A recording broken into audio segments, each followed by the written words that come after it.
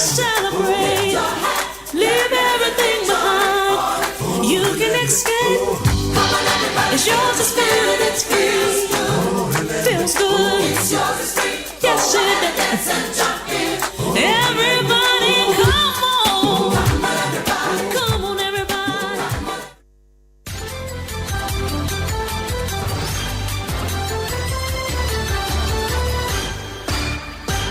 Hello, good morning, and welcome to the news at 6 with me, Hannah Odami.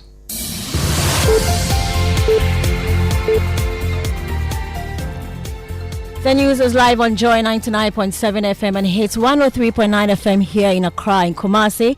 We are on Love 99.5 FM and in all 16 regions of Ghana via our partner stations. We are also live on myjoyonline.com, on X Spaces and on YouTube. Coming up, National Petroleum Authority assures Ghanaians the country has enough fuel stocks to withstand potential supply disruptions arising from escalating tensions in the Middle East. And so we always have a plan that ensures that we balance domestic production with imports to ensure there's adequate stock. In terms of actual stocks, we have a little over 5 weeks averaging for both petrol and diesel today. There's more in the business headlines. Also, National Petroleum Authority says it is illegal for oil marketing companies to switch to daily fuel price reviews. And government dismisses petition by opposition NPP insisting it will not be opened or read after democracy under attack demonstration. Let me assure him that petition they are submitted today, nobody is going to have time to read it because it doesn't make sense and nobody is going to waste time. More as the NPP fires back, arguing it will not be intimidated into silence. When he is talking about power, he should be careful about how he says it, how he puts it. Mustafa, you will not be in power forever. You will not. And in our National Science and Maths Quiz, Nobisco to miss out on the 2026 edition as Yendi Senior High School grabs second opportunity to secure a national slot. This year we are preparing to be undefeated and unstoppable. This year we are coming with vim. I am Hannah Odami. I bring you details of these stories and more in this bulletin. Thanks for choosing Joy News. We are independent, fearless, and credible. In our first story, the National Petroleum Authority has assured Ghanaians the country has enough fuel stocks to withstand potential supply disruptions arising from escalating tensions in the Middle East. The assurance comes days after the government announced a 2 cedi per litre cushioning for diesel following another round of petroleum price increases. Let's hear more from Director of Economic Regulation and Planning at the NPA, Abbas Tasuni, who spoke on PM Express Business Edition on Thursday. Our topmost priority as a regulator is to ensure availability of petroleum products at all times. And you can imagine the chaos and the impact non-availability of petroleum products will have on the economy that we have today. And so our priority has always been to ensure that petroleum products are always available. So we always that's why we plan. And so we always have a plan that ensures that we balance domestic production with imports to ensure there's adequate stock. In terms of actual stocks, we have a little over 5 weeks averaging for both petrol and diesel today. It doesn't mean that we are consuming that and nothing else is adding up. As we speak right now, the vessel is discharging products. We never have actually a free time at the facilities that discharge petroleum products. So almost every time, products are being discharged to add up to what we have. And that's why we have what we call the LACAM program to plan our imports. And moving on, government has dismissed the NPP's petition following its democracy under attack demonstration, with Deputy Director of Operations at the Presidency, Mustafa Gbande, declaring it will not even be opened or read. Before we hear from him, here's a wrap of the demonstration under attack. Hundreds of NPP supporters, including former members of parliament, the minority leaders and party executives, took to the street in a march from the Supreme Court through some ceremonial streets in Accra to the seat of government, protesting the arrest and prosecution of some party members. Justin Kojo is General Secretary of the party. Selective justice is what we are seeing in this country, whereby members of the New Patriotic Party are being arrested, detained, and arraigned capriciously before the courts. Minority Leader Alexander Fenyomakin expressed concern over several issues, including the removal of former Chief Justice Getro Tokono and the conviction of Chairman Wontumi. You removed the Chief Justice. What did she do?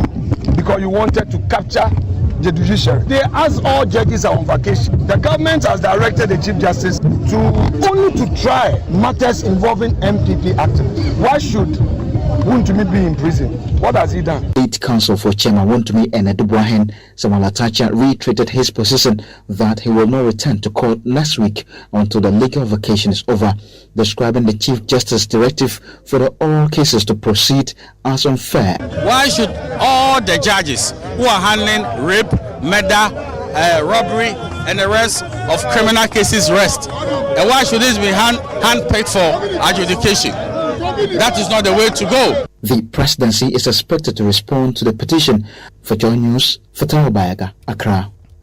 Well, with regards to that, Mustafa Bande is accusing the NPP of attempting to divert attention from corruption investigations and the abuse of free speech. Let me assure him that that petition they have submitted today, nobody is going to have time to read it because it doesn't make sense and nobody is going to waste time. We have a nation to build, we have a country to build, we have problems confronting people to solve, which they created, and we are solving that. Number two, let me assure him that the NDC government has a responsibility from the people of Ghana to build and to grow an orderly society, and any one of them who falls out of order will be reined in. It doesn't matter their status. Well, the opposition MPP has fired back, warning government against what it describes as the abuse of political power. Listen to the party's Deputy General Secretary Haruna Mohammed. But I want to send him this caution. When he is talking about power, he should be careful about how he says it, how he puts it. Mustafa, you will not be in power forever. You will not. And when you are not in power, what you did in power will come after you. We are not afraid. If you want, you can dig and dig and dig about everybody. That will not allow us to keep quiet. Let's go to Tema, where the Regional Police Command has intercepted a suspected cocaine shipment worth nearly $7 million concealed in sacks of gari and allegedly being prepared for export through the Tema port. Police intelligence led to the arrest of 3 suspects who are currently in custody. The Regional Police Commander, DCOP Eric Asamoah Asiedu, says the suspected narcotics have been sent for forensic examination as investigations continue.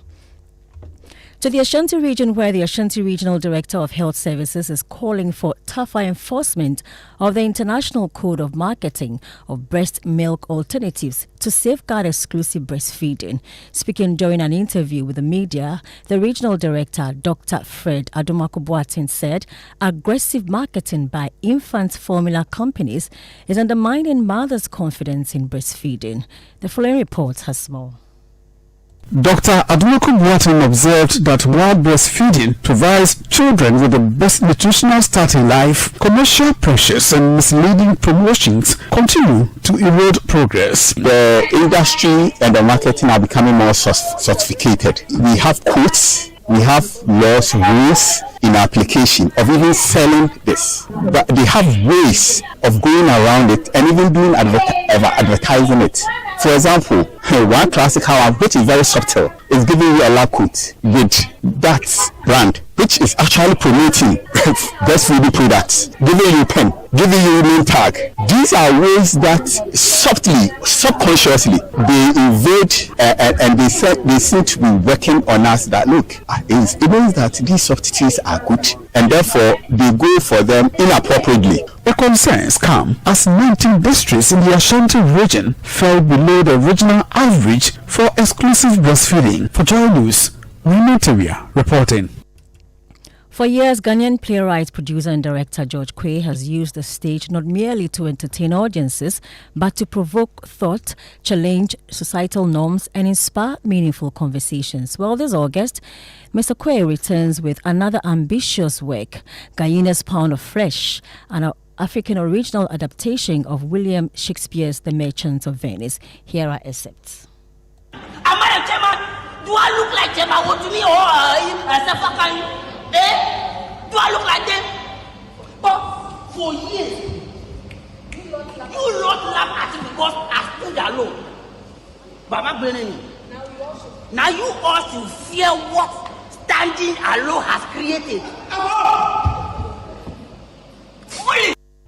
Well, this will be staged on Saturday, the 8th and 9th of August at the National Theatre from 4 p.m. and 8 p.m. Before we go, the Yendi Senior High School refused to let a second opportunity slip away, staging a stunning comeback at the Northern Regional Qualifiers to secure a place at the 2026 National Science and Maths Quiz Championship. The school delivered a commanding 50-point performance to overpower Northern School of Business and Dagbon State SHTS, crushing Nobisco's hope of reaching the national stage this year. Michelle Latte has more.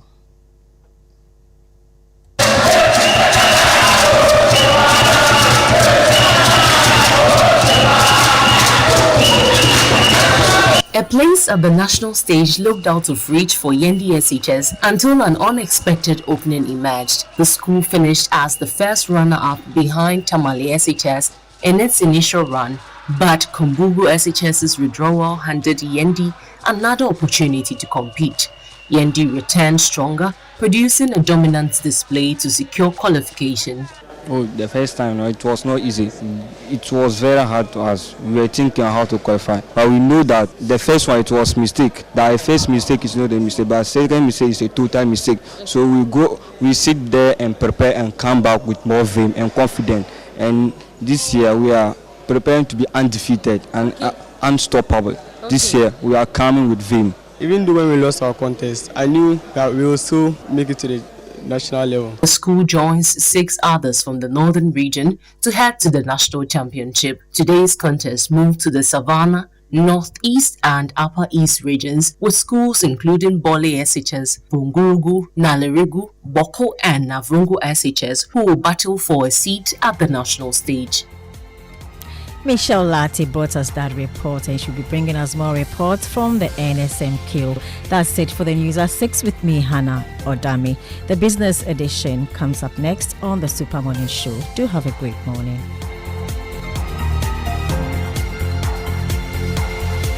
Joy 99.7. I love this station. Oh, jump on now. Go. Google me. At what time when you come back, we are not hear the sound of your car? Why you buy new car? No, I not change my car. It be the same ride. It be the fuel way I change. Way one shouts it. Ever since I started using the all-new Excellium Premium Fuel, fortified with 3-in-1 action. Oh, Joe, now my car they run like electric car. No, it's so. This is the type of fuel where they want to. Cause now engine they cost. Where they want for way if I buy it, you go protect my engine. And with the small way I buy, I go drive, sir. Absolutely. It's like strapping a turbocharger to your engine and giving it a protector. And what they bust my mind, Seth, be the 3-in-1 action, no? Excellium, they prevent up to 99% of deposit. It be anti-wear, some be anti-corrosion. Won't pay when I open them. Hey, so where can I find this magical fuel? Just head over to any Total Energy service station and your car will thank you. Hey, then make a finish my gobe fast, then rush go Total Energies. My friend, but why your hand my gobe inside? I give you info. Make a feel the gobe too small. Go. Excellium is designed to protect your car engine, decrease fuel consumption, and lower CO2 emissions. Don't say fuel, say Excellium. Choose Excellium, choose quality. When I say ABSA, you say yes. ABSA Bakiti, we go say yes this 2026 till your jobs are dropping down. Yes, you listening to me right now. I know you get dreams. A work is here, and they work it well. Like me, I want to buy that Porsche car I've been dreaming of. I move into my dream house. No landlord will say me. Join the ABSA family and let's help you say yes to your dreams with tailored banking solutions from loans, mortgages, credit cards to digital banking and more. Make 2026 the year of yes with ABSA. Your story matters. Hey, who dey brass? We dey brass them. Hey, who dey brass? We dey brass them. Hey, who dey brass? We dey brass them. Hey, brass your teeth. Brass your teeth every day and night. After eating before bed, brass the gems away. Hey, sugar jam, we go brass them. Fufu jam, we go brass them. Rice jam, we go brass them. We go. When it comes to your teeth, Funnel World Cup. Brush them twice daily with Pepsodent, now in limited edition packs. This advert is FDA approved.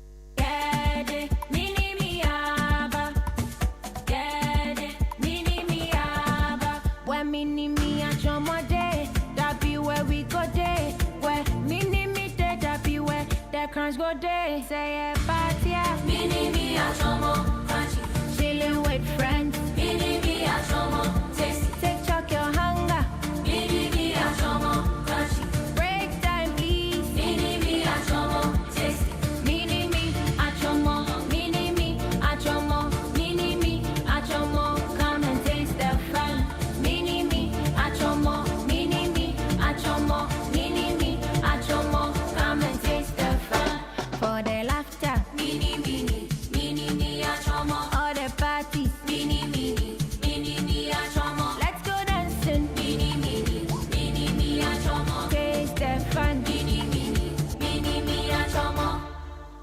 advert is FDA approved. This damn patch again. Ebo, look at this wall. Every few months, the same damn patch comes back. I've painted it twice already. What is all this? Kofi, you can't fight moisture with paint too. The problem is inside the building itself. Yes. So what can I do? The house is already finished. Simple. Gasem Super Strong Waterproof Cement. It's a new cement with built-in water protection technology. Water protection? Yes. So it's just for repairs? No, my friend. That's the difference. Use it to fix dampness and seepage. Or use it for new buildings. Foundation, block work, plastering. One cement that builds and protects. Wow.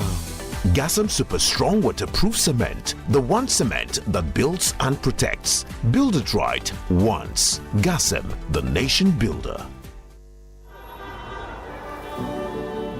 Cast your mind back to 2022. The prices were rising. The stress was high. Every liter of fuel felt like a sacrifice. Do you remember who stepped forward first? When others were comfortable with high prices, Star Oil chose you. We cut our own profits so you could keep your AC on, keep your engines running, and keep your life moving without the heavy burden. We gave you room to breathe when things felt tight. Because of you, our Star Savers, we became number one. Today, the pumps are a battleground.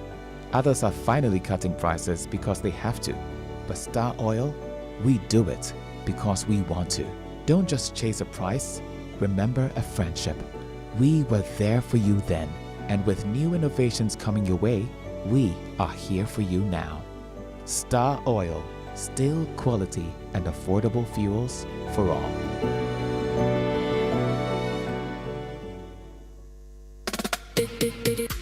Abakade, Cowbank just credited my account with 5,000 Ghana cedis. Wait, how? You know the Cowbank Abakade promo? I deposited 500 Ghana cedis and they picked me as the winner this month. Just like that? Just like that. And the big one for the grand finale, one person stands a chance of winning 100,000 Ghana cedis.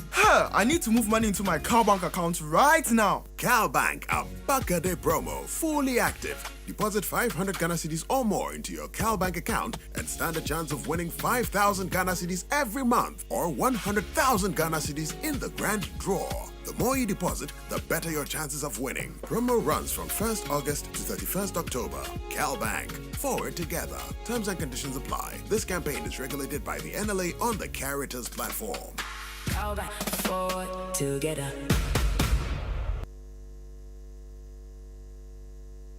Coffee in your cup and Joy on the set. The Super Morning Show is always the best bet on Joy 99.7 FM. Welcome back from the 6 a.m. news, which is brought to you by Total Energies. Total, we go the extra mile for you. Absa Bank Ghana Limited. Your story matters. The Joy Business Report is coming up. James Ishon is here. Uncle James, good morning. Joseph. Joseph, I'm going to full name. I won't talk. And then Friday, there's a full name. Today is Friday. Mini, no, Brahima, man, Friday, Brahima, Charlie, Fridays are very, very important days. So it's a day you know your level. Whether you did your work well in the week, you don't advise someone. Whether the following week is going to be good, and how your weekend is going to be. But we thank God for bringing us to Friday, right? Yeah. Anyway, how are you? I'm doing well. I was just reading on my Joe online that oil prices are rising because of reports that the Strait of Hormuz is going to be reopened. Yeah. I don't get it. When the thing was being closed, and then Iran, the US partners started having conversations and were told that it was going to be reopened. So prices started dropping. Now that is a bit more clear. That's Charlie, the thing. Maybe they are pushing for more money. Then all of a sudden, prices are rising again. Why? I mean, there had been some assurance from the NPP that things will be a bit. We have 5 weeks of stock. Yeah, so let's see. Let's see how it goes. Okay. Who are you giving the trumpet to this morning? Thank you. In fact, before we get to that answer, have you gone to any public institution to seek for a service and had to pay money or had to be pushed to give gifts? Not in recent times, but some years back, yes. Which institution was it? I wouldn't want to put that out. No. Today we want to have a. I mean, I wanted to join one of the security services I think 10 years ago. And we're being asked to pay some monies and all of that. Aside buying the forms for application. Exactly. I mean, it happens a lot. Let's call a spade a spade. So you wanted to serve your nation in the security agency. That was some 10, 12 years ago. And I was being asked to pay. Did you pay? I did. But then, and it didn't work. It didn't work out, so I just felt like, let me go for my money. Were you under pressure to pay, or you just thought that if you had not paid, maybe some access or some consideration will not be given to you? At that time, should I say you were a bit desperate? You wanted to join the security service. You want to be out there to serve your country and all of that, but I mean, so you have no choice. So let me just say, a bit pressured because you've been hearing stories which you want to be in court. So you don't have no choice than to pay. And do you think that we as a people have actually encouraged this? Because sometimes we say enyeshri. Because the last time I shared my experience of an officer in uniform attempting to extort money from me, and I argued with him, and at a point I got angry and I told him off. So when I shared the experience on Facebook, some people came to tell me that some of us are book long. We think we always want to do the right thing and we are book long. What would have happened if I had just given him 100 Ghana cedis and gone my way? So do you think that sometimes we as a people enable this? Yeah, it's both ways. You want it, they also want it. So, I mean, I think the education should be out there. We need to sensitize each other for us to understand what it means when it comes to things like this. So it both ways. Anyway, for mentioning the security agencies, the Statistical Service reports, the Ghana Police Service is number one. They are number one. The security agents. Immigration is also there. We'll be breaking it down later this morning on the show. Who are you giving the trumpet to? Also, we're giving it to the listeners. I mean, today's Friday. Those listening to the Joy Business Report, and not just the Joy Business Report, also the Super Morning Show as well. So to our listeners this morning, they are the power behind the performance. Without them, we don't exist. You So to all our listeners in Kumasi, in Accra, in Savelugu, Walewale, Hope, Mando, Techiman, Elubo, Aflao, Kentampo. Where are you from? From Commander Mankesim. Takrade. Yes. Even those in the Galamsey areas listening to us and insulting us, we say good morning to you. We say what? Trumpet.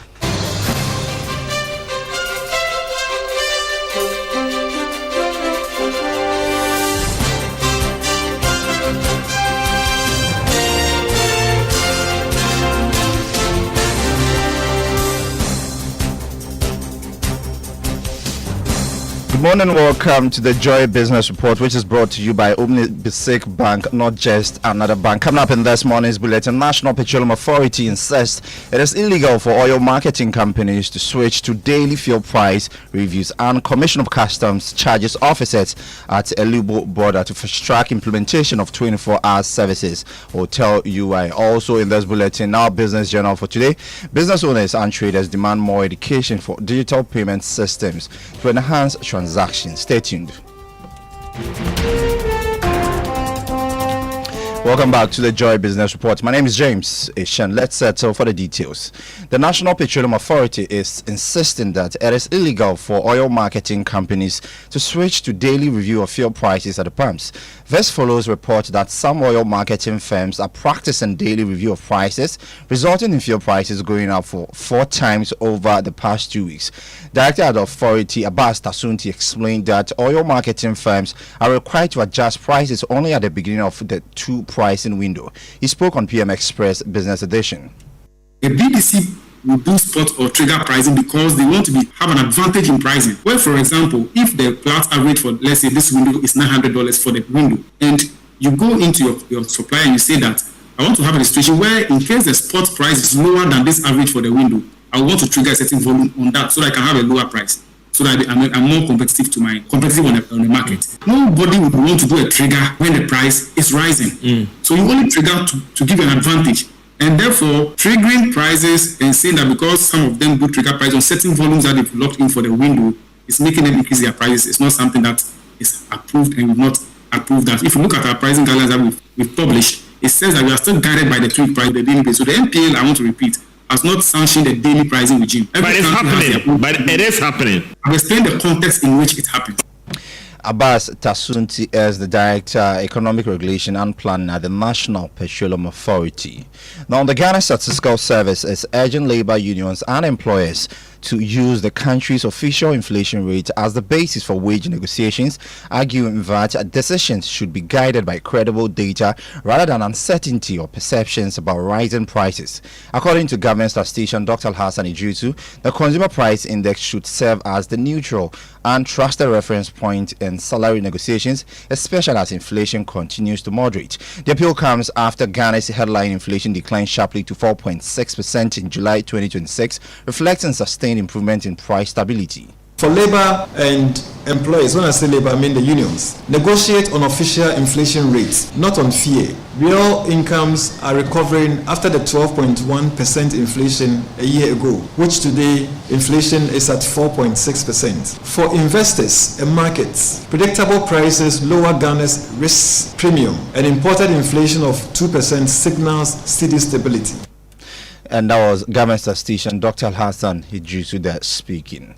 Now, the Commissioner of the Customs Division of the Ghana Revenue Authority, Aaron Kano, as Charge Sector Commander and officers of the Elibo Customs Border Post to fast-track processes to begin implementation of a 24-hour service to support business movement along the corridor. According to him, Ghana's quest to promote intra-African trade can be supported with a full 24-hour service to facilitate the movement of goods and services along the borders. He made a charge in an interaction with the sector commander during a familiarization tour of the Ghana-Côte d'Ivoire border post at Elibo in the western region. We need to work on that as quickly as possible because TEMA is running 24 hours. So, of course, if we are talking about trade movement of cargo, time is of essence. Because when the trucks delay, they also charge more, and at the end of the day, it is passed to the consumer. So, we need to look at all this, what we can also put in place so that this issue can be addressed as quickly as possible. So coming back to you, I think that we are doing very well, and we encourage you to carry on. Aaron Kano is the Commissioner of Customs at the Ghana Revenue Authority.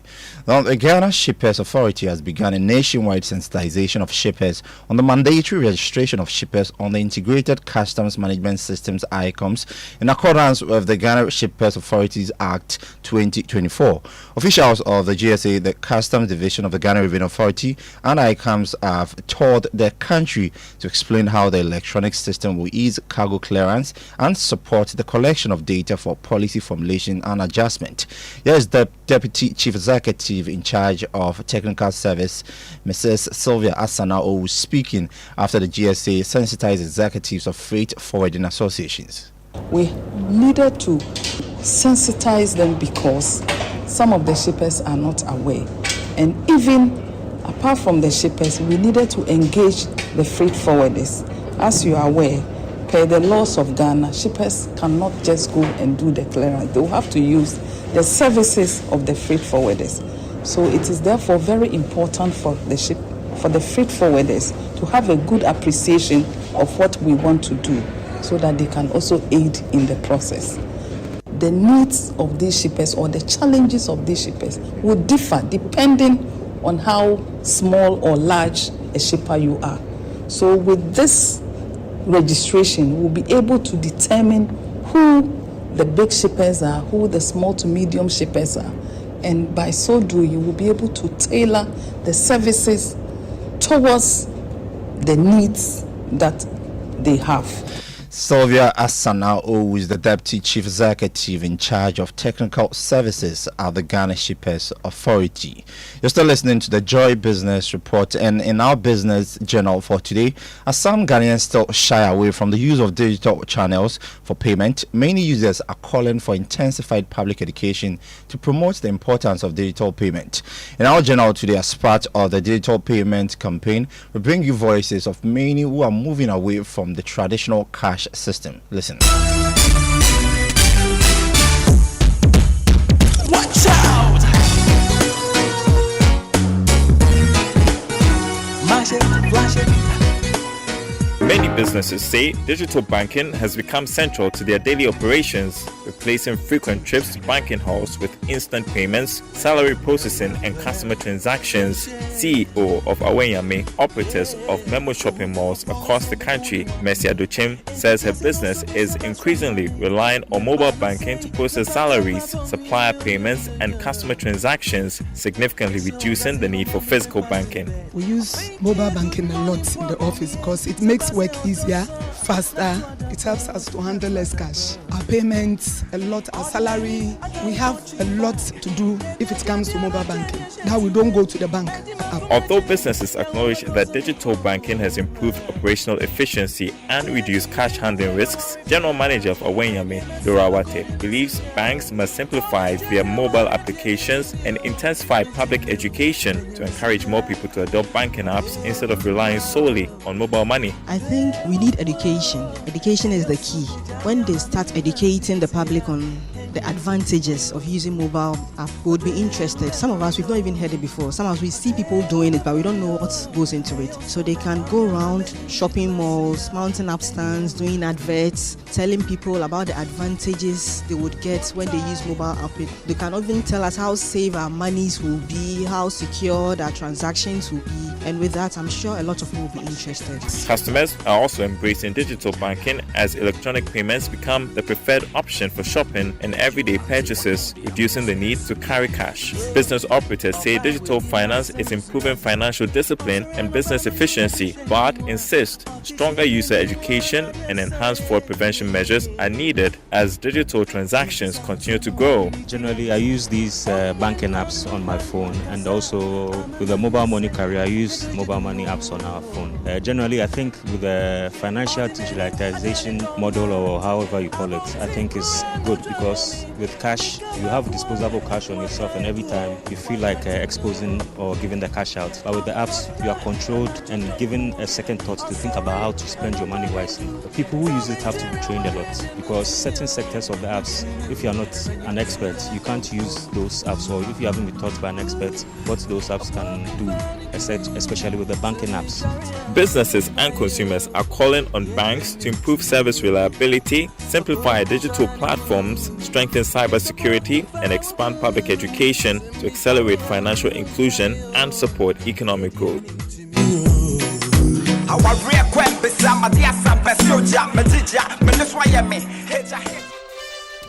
And that was our business journal for today. Let's do some commodities as crude oil increased marginally to $83 a barrel this morning. Gold open trading at $4,279 an ounce. Cocoa dropped by more than $100 and selling at $5,883 a ton.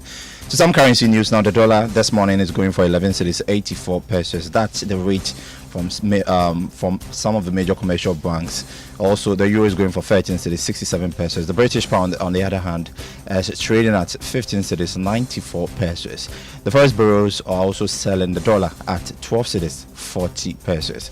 And that's all for the Joy Business Report with me, James Ishen. Kojo. Uncle James, thank you for bringing us the Joy Business Report. It's 6:34, and remember that the Joy Business Report is brought to you by Omni Basic Bank, not just another bank. We'll go for our inspirational song for the morning, and this one is from Kwaku Flick, the Sacrum Boy, and the title of the song is Asida. Sikanie kukunie, sikanie kukunie.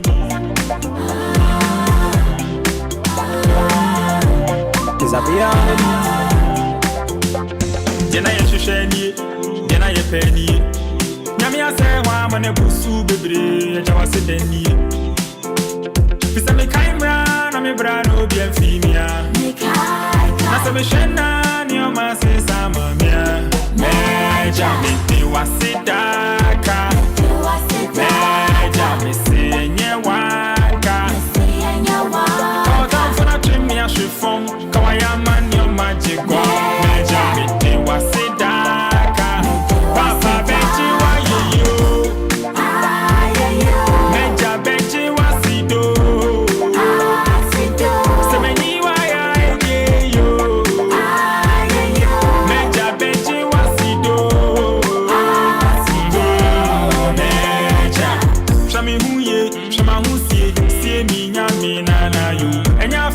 Betty, Miss your mama from a Katia, never. Why am me? Why am me? Minyani, why am me? Beja. Why am me? Jena Shani, Jena Penny. Namia say, Mamma, never sue, baby, just a day.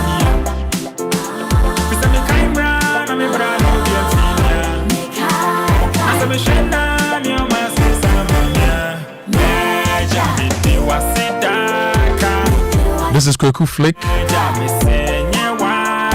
from Money to Aseda. Eja enye wa nka otamfo na twemi ahwe fom. Intimate Wasedaka. Good morning to you. If you just tuned in, it's 6:36. This is the Super Morning Show. My name is Kojo Akoto Boateng. Today is a Friday, so it means tomorrow we are all going to the National Theatre. Tomorrow and Sunday for Guinness Pound of Flesh. Yes, if you've not bought your ticket, go to imagebureau.gh.com and buy your ticket. And don't buy for yourself. Buy for the whole family, your friends, your colleagues. Let's go and see one of the best productions ever to be staged at the National Theatre. Now, our fuel tip for the morning: safety signs should be clean, visible, and easy to understand. A faded warning or hidden instruction is almost the same as having no sign at all. So make safety information impossible to miss. So that people will not miss the safety information. This is a message from the Chamber of Oil Marketing Companies, reminding you to communicate clearly when it comes to safety. And that brings us to Say It Right, which is brought to you by Kingdom Books and Stationery. At Kingdom, quality and affordability are our hallmarks, and Societe Generale Bank Ghana, the future is you. Must be done. You say either, I say either. Here's a word we use almost every day: cute. C-U-T-E. Cute. Not exactly a big word, is it? But are you sure you know what it means? Well, cute simply means pleasant and attractive. That's it. Cute does not mean small. It does not mean portable. It does not mean short. Yeah, that's right. Many of us have been using this rather common word completely wrongly. The word cute actually used to mean something else entirely. It was originally a shortened version of the word acute and was used to mean smart, intelligent, sharp, or witty. At some point in the 19th century, our dear old American friends turned it into street slang for pretty, and that is how it came by its modern meaning. At no time in history did cute mean small. I think the current corruption of the word may stem from the fact that cute is often used to describe pretty or adorable looking children. But even then, it is still not a description of their size. I know language evolves, but not that fast. I'm already hearing newly attempted incarnations of the word like cutesy. Now kids, cutesy is definitely not a word.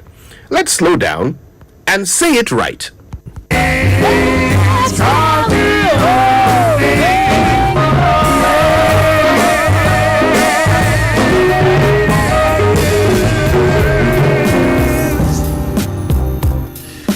That was Say It Right. Their own name is So Kojo Yankson has shared a new one with us. Let's always say it right. It's brought to you by Kingdom Books and Stationery, and they are offering you 15% discount on all school items, including pens, pencils, erasers, exercise books, and more. It's across all their branches nationwide. So if you go to Accra, Tema, Kumasi, Takrady, Winneba, and Cape Coast, you get 15% discount on all school items. You can call them on 0302 764 101. If you want to check out the items, you visit their website, kingdomstoreonline.com. You can shop online and the items will be delivered to you. Kingdom will arrange delivery. Kingdom Books, where quality and affordability are both assured. Terms and conditions apply. And every thriving business started with someone who dared to dream. And as Societe Generale Bank Ghana, they believe those dreams deserve the right support. That's why from now till September, they are helping small and medium scale enterprises access the financing and banking solutions they need through the SME loans promo. As a trusted partner to many businesses across Ghana, Societe Generale Ghana brings the expertise, experience, and tailored solutions needed to help businesses thrive. Does your business need equipment or machinery to expand your operations? The Finance Lease solution can help. Are you looking for working capital to take advantage of new opportunities? The Boafu loan is designed for you. And if you are waiting for customers to settle invoices, the factoring and invoice discounting solution will also help to unlock cash tied up in receivables for you. They have everything for your business. So visit any Societe Generale Bank Ghana branch today, or visit their website, societegenerale.com.gh. You can also call 0302-214-314 between now and September to learn more about the SME loans promo and discover how we can support the next chapter of your business. Societe Generale Ghana, the future is you. Kojo Asante is in the studio. Mr. Joseph Akoto Boateng. Mranti ahini Kojo Asante. Yes. Me di mranti here mi kumu nangese. Yes. Nangese the Suhum Kofodia Road. In the middle there, that's where my people are. So, Enchibia me di mranti here o say kakraba mi say mo you come for me one day I'll be in the office and then some people are coming. Some powder all over my face. Then they raise me up. Charlie, when they add the white powder to your face, the contrast with the yomo will be very obvious.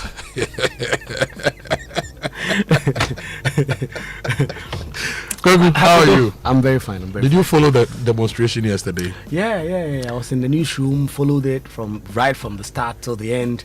I think the numbers were impressive. The kind of people I saw there, I haven't seen Osechemen Sabonsu at a demonstration in a long time. I mean, they were in office for 8 years, so there was no need for a demonstration.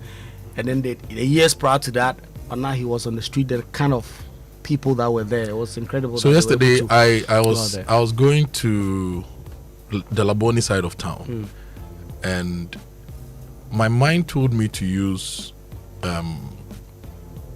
Kanda Highway to 37, then and then link up there. And then I was like, no, we talked to Fatao, and they had finished with Supreme Court going to Jubilee so House. by that time they would have gotten to Jubilee House. So let me go and use that side boom. Actually, traffic 1 hour. What? I'm telling you, from the BOG to Ridge Roundabout to Parliament into 1 hour. It should literally be like a 15-20 minutes. 1 hour. There were a lot of people, but I loved how the police and the demonstrators worked together. This is how it should be. I was very worried because of previous incidents of people being assaulted, people being arrested, people being injured. But I think this was organized well. So the organizers, well done. Ghana Police Service, well done as well. And let's talk about our problems and let's debate the issues and chart a path for national development. So we'll bring you more on that. But it's time for the newspaper review. Yes, the newspaper review is brought to you by Syntex Tank, a strong, a tough Kel Charcoal toothpaste, happy smile, Star Oil, quality and affordable fuels for all. Let's start with the daily guide. It says, Democracy under attack demo, NPP storms Jubilee House, presents petition under protest, and lawyers protest selective court vacation sitting. NDC said December 19 for national executive elections. And then finally, Mahama urges recognitions of public servants. All of that on the front page of the daily guide. The daily graphic, a year after the helicopter crash, nation remembers fallen sons. Drug-resistant bacteria widespread in the environment and in industrial waste. EPA is launching 5-point strategy to curb the spread. And Tertiary Business Sense Challenge, GCTU, Pentecost University advanced to the Southeast Zone semi-finals. And MTN launches Heroes of Change Season 8. Charlie, the people have doubled the prize money. 1.8 million. What? If I get 1.8 million, what's his name? Samuel Adame will not see me here in the mornings. Be gone. 1.8 million. And so be a hero of change and win 1.8 million. Yeah, from the big yellow family, MTN. Yes. That story is also on the front page of the news center. MTN doubles Heroes of Change prize money to 1.8 million cedis. And then crowds rally against state tyranny, abuse, petition condemns selective justice, intimidation, political persecution, attack on free speech, etc. And then no more forgotten lessons from tragedy. 93% of youth fear armed groups may enter Ghana. That story is on page 3. And then Ghana's gold economy test strength of financial system. That is the IMF. If you go to the BNFT, the IMF is here. Gold board faces transparency test. IMF Getty press for stronger governance. Governance, not capital, key to attracting investment into microfinance. This is Dr. Ankara speaking. Registration of shippers via ICOMS, Shippers Authority, sensitizes stakeholders. And Get Fund UNESCO partner to boost AI digital skills development in TVET. And their lead story, there's another story before I give you the lead story. GCB Bank takes center stage in global trade promotion agenda. Now, the lead story by the BNFT says inflation cools to 4.6%, but domestic pressures dominate. Sharp. That is the BNFT. Yes, this is the Inside newspaper. Angela lists 6 injunction to halt alleged defamatory Galamsey publications. And then August 6 helicopter tragedy. Mahama assures family of government and state support. The Ghana Medical Trust Fund partners MDS Lancet Quest Medical Imaging to expand quality diagnostic healthcare. And then from backyard trace to big business, how Ghana's green gold starts in a plastic cup. And then finally, Gaza tribal leaders call for urgent action to end humanitarian crisis. The Inside newspaper. The Ghanaian Point will stand with you. Mahama commemorates August 6 crash victims. Vows lessons will not be forgotten. So the key statement here: lessons will not be forgotten. Lessons from tragedy will not be forgotten. WAEC rejects claims of marking down private school candidates in BEC results. And Stop Galamsey to truly honor helicopter crash victims, Sami Ewuku tells the government. Now, the widow of Samuel Abuaje says finish their work. She's urging action against Galamsey to honor the departed 8. And Democracy Under Attack protesters petition Supreme Court presidency over alleged selective justice. If you go to the Free Press, eco currency to be launched in July 2027.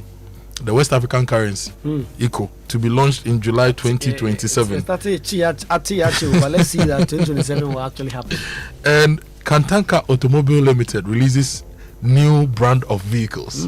Sharp. Yes. The online news review is brought to you by Zenith Bank in your best interest. Zenith Bank says, stay alert, shine your eye when someone calls claiming to be from Zenith Bank. Fraudsters can sound professional, confident, and convincing. They may ask you to confirm your account details to help resolve a supposed problem or secure your account. Remember, Zenith Bank will never ask for your PIN, password, or OTP over the telephone, email, or via any channel. If a caller asks for this information, do not share it. And they call immediately and contact Zenith Direct on 0542 000-111 or 0302-680-884. Shine your eye, spot the fraud, stop the fraud. It's a message from Zenith Bank in partnership with the Ghana Association of Banks. My John Online, top story. Ghana has over 5 weeks of fuel in reserve. NPA moves to calm fears over Middle East tensions. 5 weeks of fuel in reserve. NPA moves to calm fears over Middle East tensions. Omani Boama stood by me through defining moments of my political journey. This is President Mahama. And politicians are not above the law. Stop politicizing prosecutions. Professor Ajimandua speaking. Mahama describes late Dr. Omani Boama as one of a rare kind at the cenotaph unveiling. And Ghana's politics is on a slippery path over criminal prosecutions. Prof. Ajimandua again. And Nuke's president proposes social media ban for children below 15. You know, there are some countries that have done that. Tema police intercept suspected cocaine worth $6.9 million. Arrest 4 people. And WAEC denies separate grading system for public-private schools. COPEC wants a long-term fuel strategy, and they are saying that the 2 Ghana cedi diesel relief is positive, but not sustainable. And the story that worries me, Kwaku, oil rises on concerns over Strait of Hormuz reopening plans. Hey, you be at the end of oil cost still. Yeah, you be oil cost, you too oil cost. So easy. Let's do citynewsroom.com. Nobody will read it. Monday dismisses NPP demo petition. Wow. Freight forwarders seek extension of mandatory ICOMS registration deadline. Kolebu struggling to cope with rising emergency cases, and who is he to disrespect me?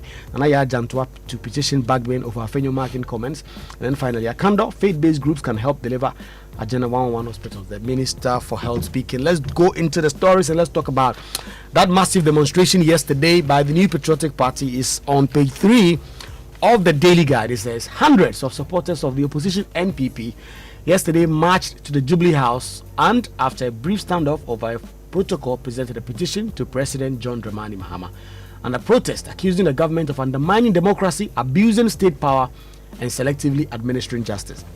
The protest, dubbed Democracy and the Attack, saw party supporters dressed in red and black march through the principal streets of Accra, chanting party songs and carrying placards with messages including 2 judges, 2 sets of law in Ghana, stop the abuse of power, courts are for justice, not for political revenge, and stop criminalizing speech.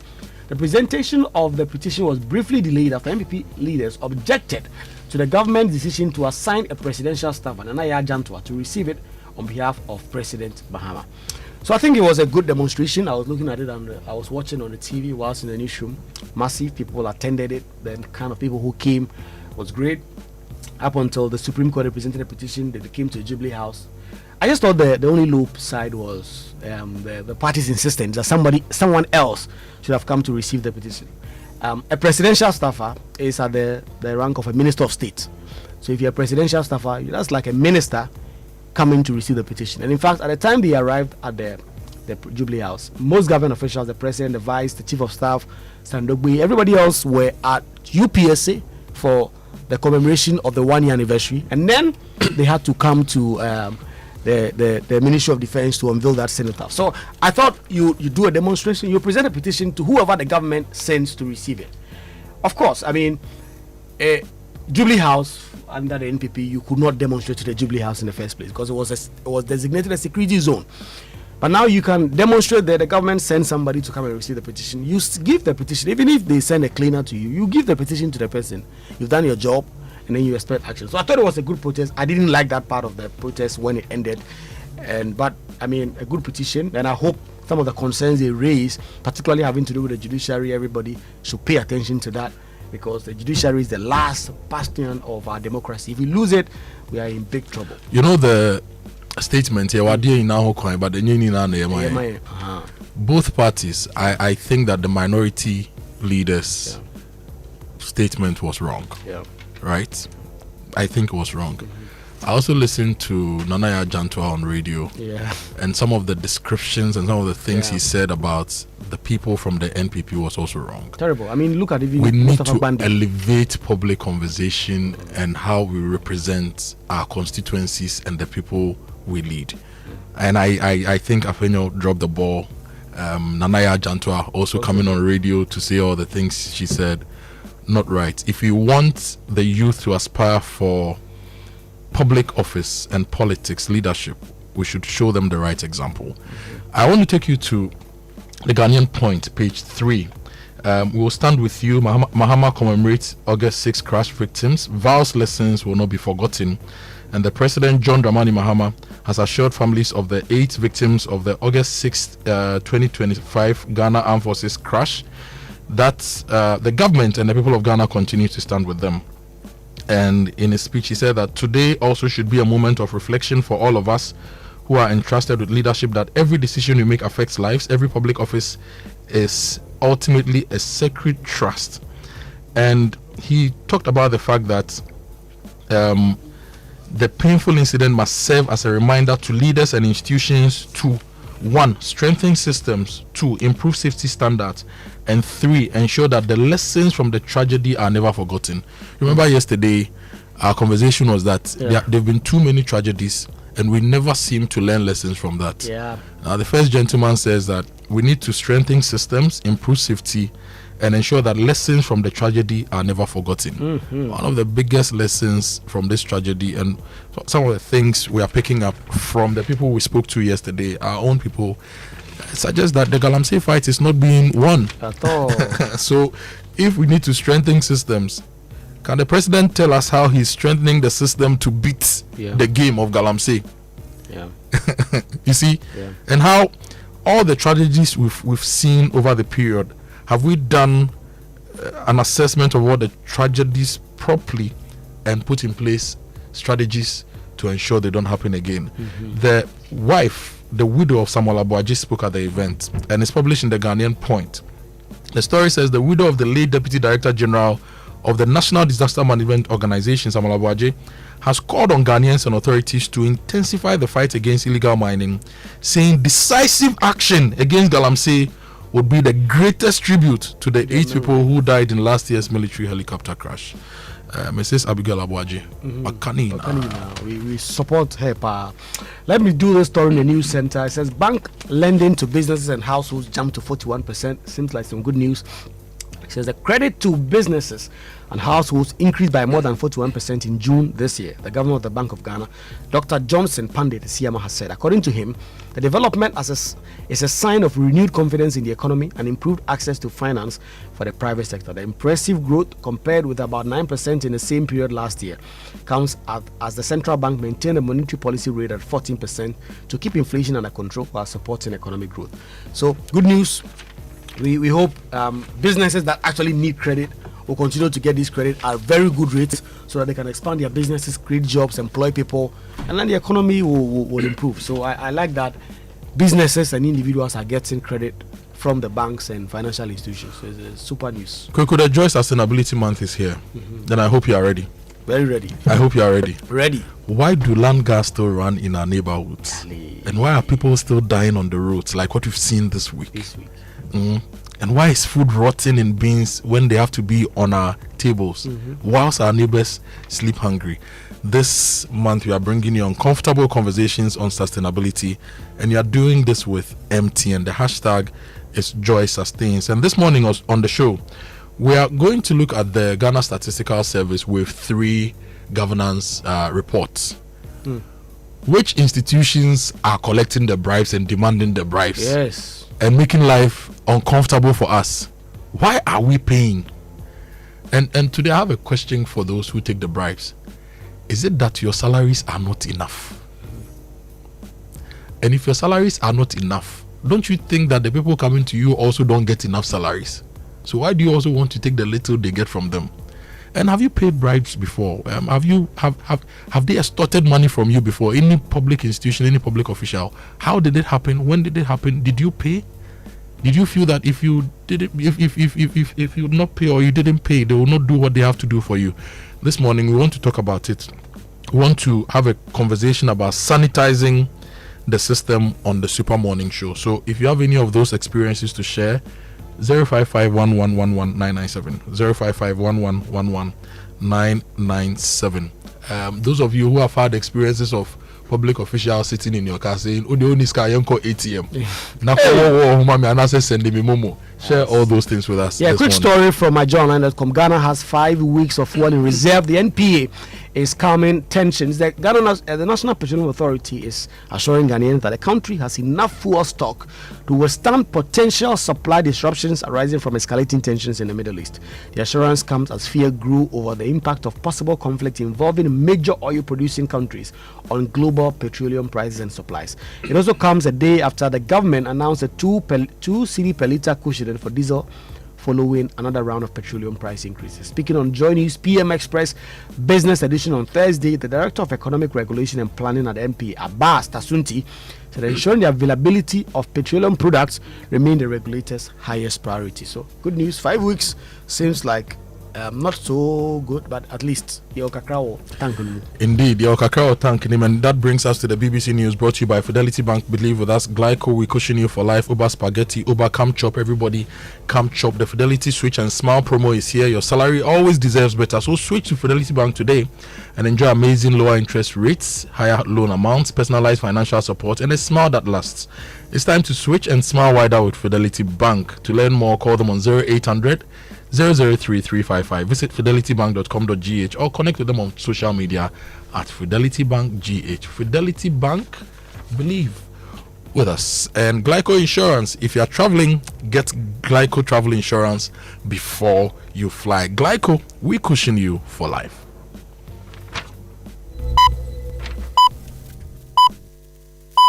Coming up from the BBC World Service, The Interview, conversations with the people shaping our world, with me, composer and BBC presenter Michael Barclay. For this episode, I speak to the star of the ballet world, Carlos Acosta. The dancer and choreographer reflects on his journey from growing up in a poor part of Havana in Cuba to becoming director of Birmingham Royal Ballet. For many years, I wanted to perform all those roles I was performing everywhere else, but Cuba was missing them. So we managed to bring the company there, and I performed in Cuba in front of a packed audiences. It was amazing. We had screenings all over town where people who couldn't get into the theater could just go with their bicycles and sat down and watch the show. I think they're still talking about that today. Carlos Acosta. Hear more on The Interview after the news. BBC News with Govinda Gill. Police in Thailand say a school student has killed 6 people north of Bangkok. The 14-year-old then shot himself. 15 others were injured, including 2 in a critical condition. Jonathan Head is outside the school.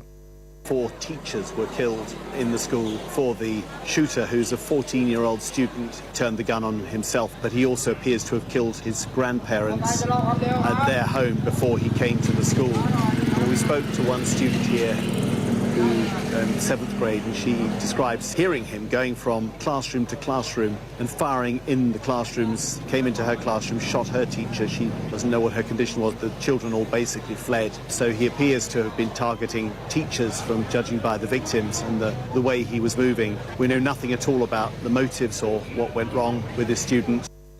A US judge has ordered the social media giant Meta to pay more than $560 million for its failure to warn the public about dangers its platforms poses to children. Bernadette Keogh reports. The judge in New Mexico ruled that Meta had created a public nuisance in the state and instructed the company to change how its platforms function for young users after finding it had harmed children's mental health.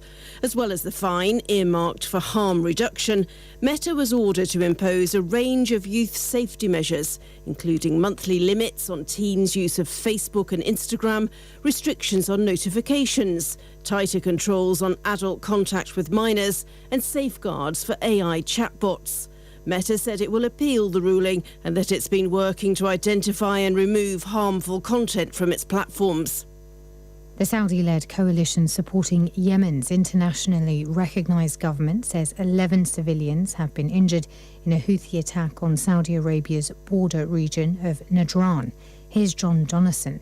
This is the most serious attack by the Houthis on Saudi soil in more than 4 years. You've got the country controlled by the Iranian-backed group, the Houthis. They have been in conflict now for more than a decade with the internationally recognized government, which is backed by Saudi Arabia. And it's all really linked to the ongoing conflict between the United States and Iran, because the Houthis are being used by Iran to try and put greater pressure on the Americans to make concessions in a deal with the Iranians. Russia is systematically seizing tens of thousands of homes across 4 regions of Ukraine it annexed during its full-scale invasion. The BBC has analysed hundreds of publicly available documents detailing the process. Ukrainians are required to obtain a Russian passport and return to occupied Ukraine in person to prove their ownership within 30 days, which is often impossible. BBC News.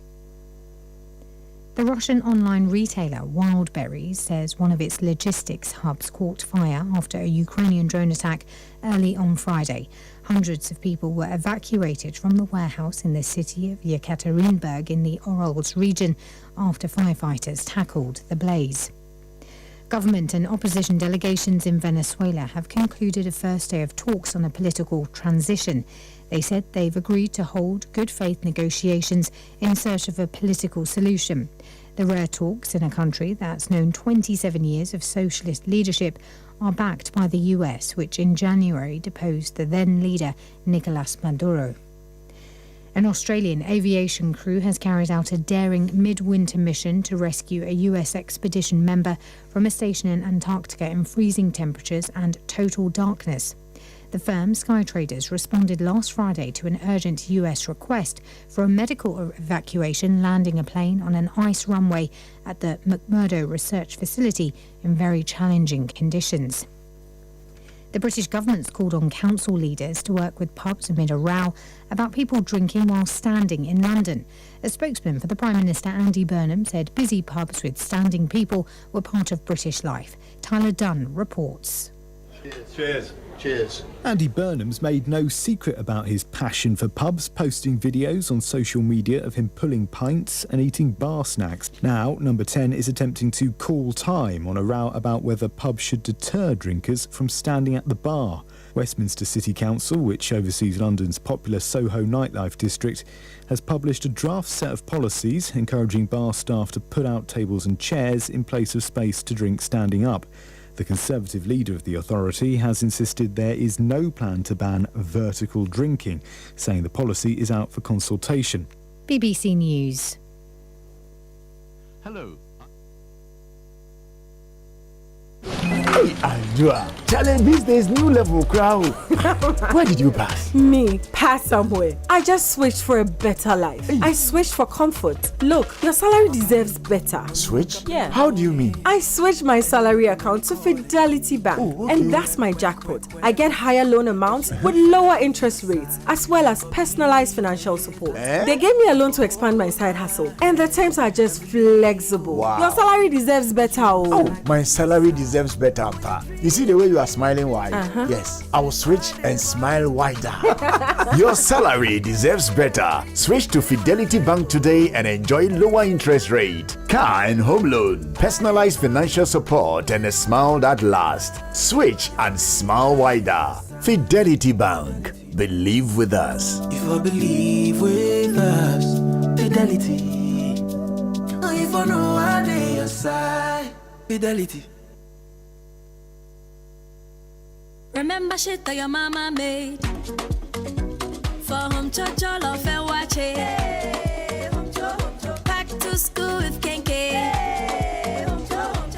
It's here, come chop today. Did this shit go home and taste? Did this shit go home and taste? Did this shit go home and taste? Did this shit go home and taste? Onion, ginger, garlic blend, flavor you there. Pepper, shrimp, and fish inside.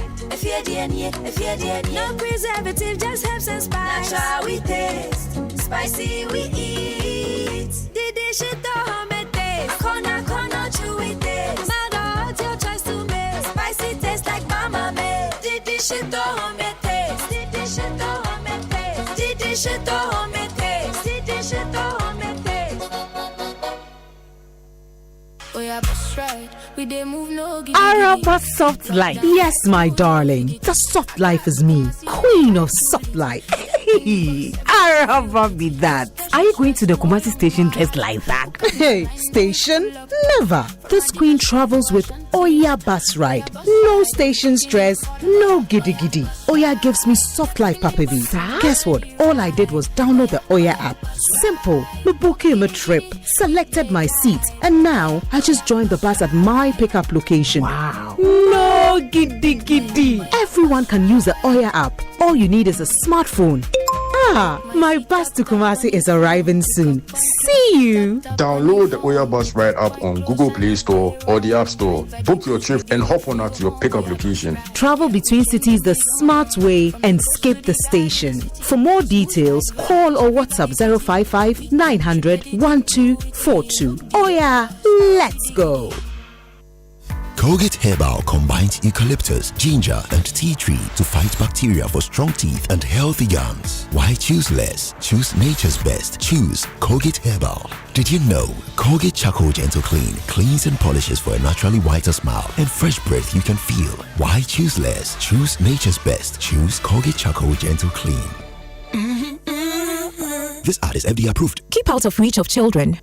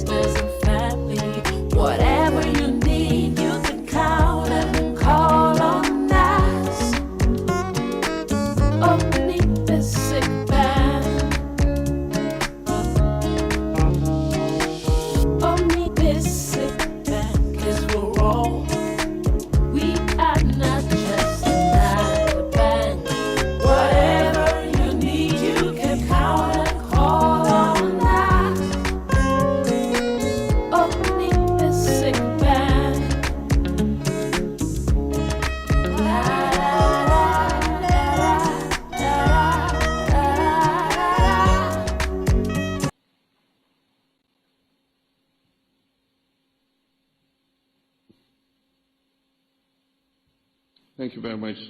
Kindly be seated.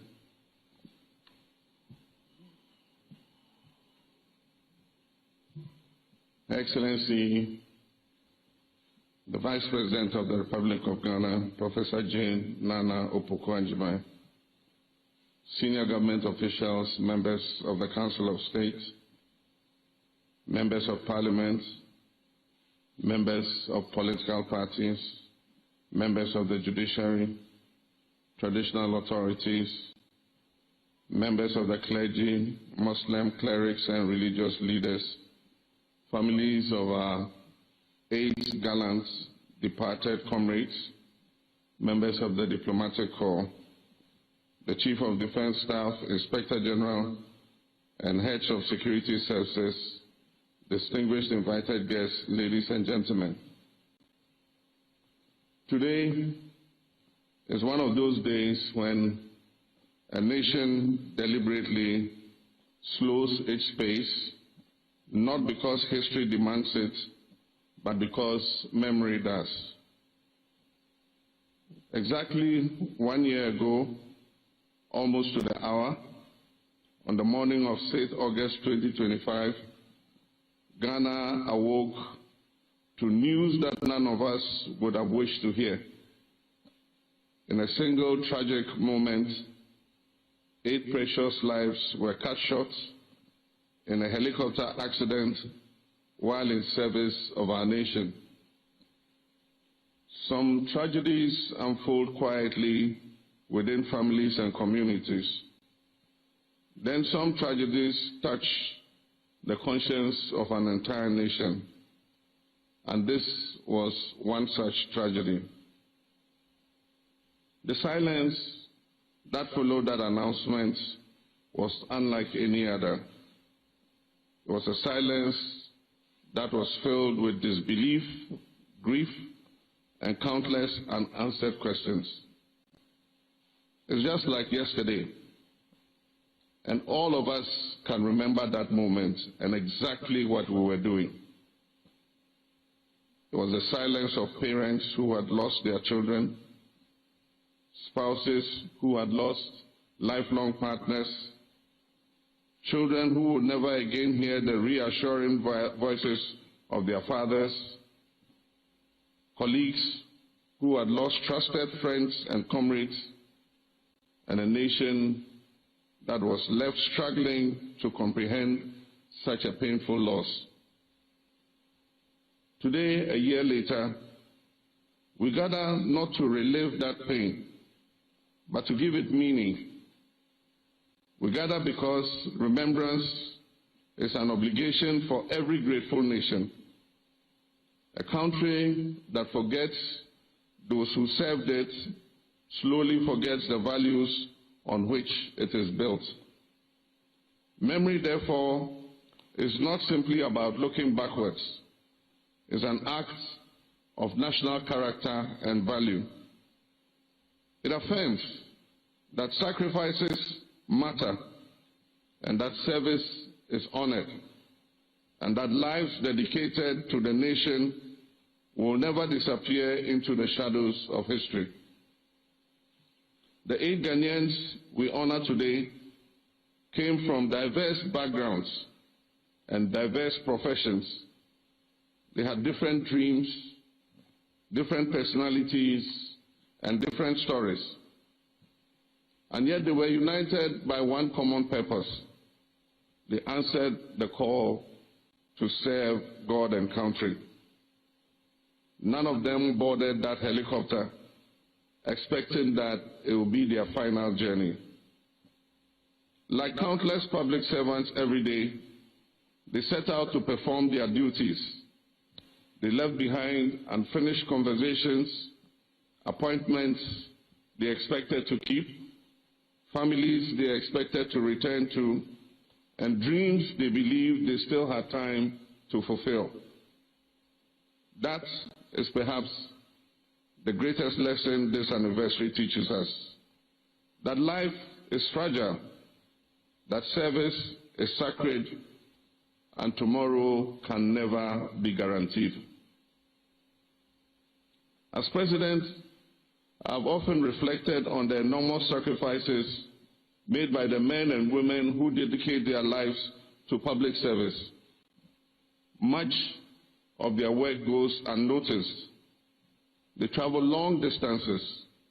They spend countless hours away from their families. They endure difficult conditions. They make decisions under pressure. They accept risks because they believe that Ghana's progress is worth every effort they put in. And too often, we celebrate such service only after tragedy strikes. Today, we must resolve to appreciate public service even as it is performed daily, to appreciate those who labor faithfully, often without recognition, because they believe in something that is greater than themselves. To the bereaved families, permit me once again to convey the deepest condolences of the government and people of Ghana. I know that no speech can erase your pain. No anniversaries can fill that empty seat at your dining table.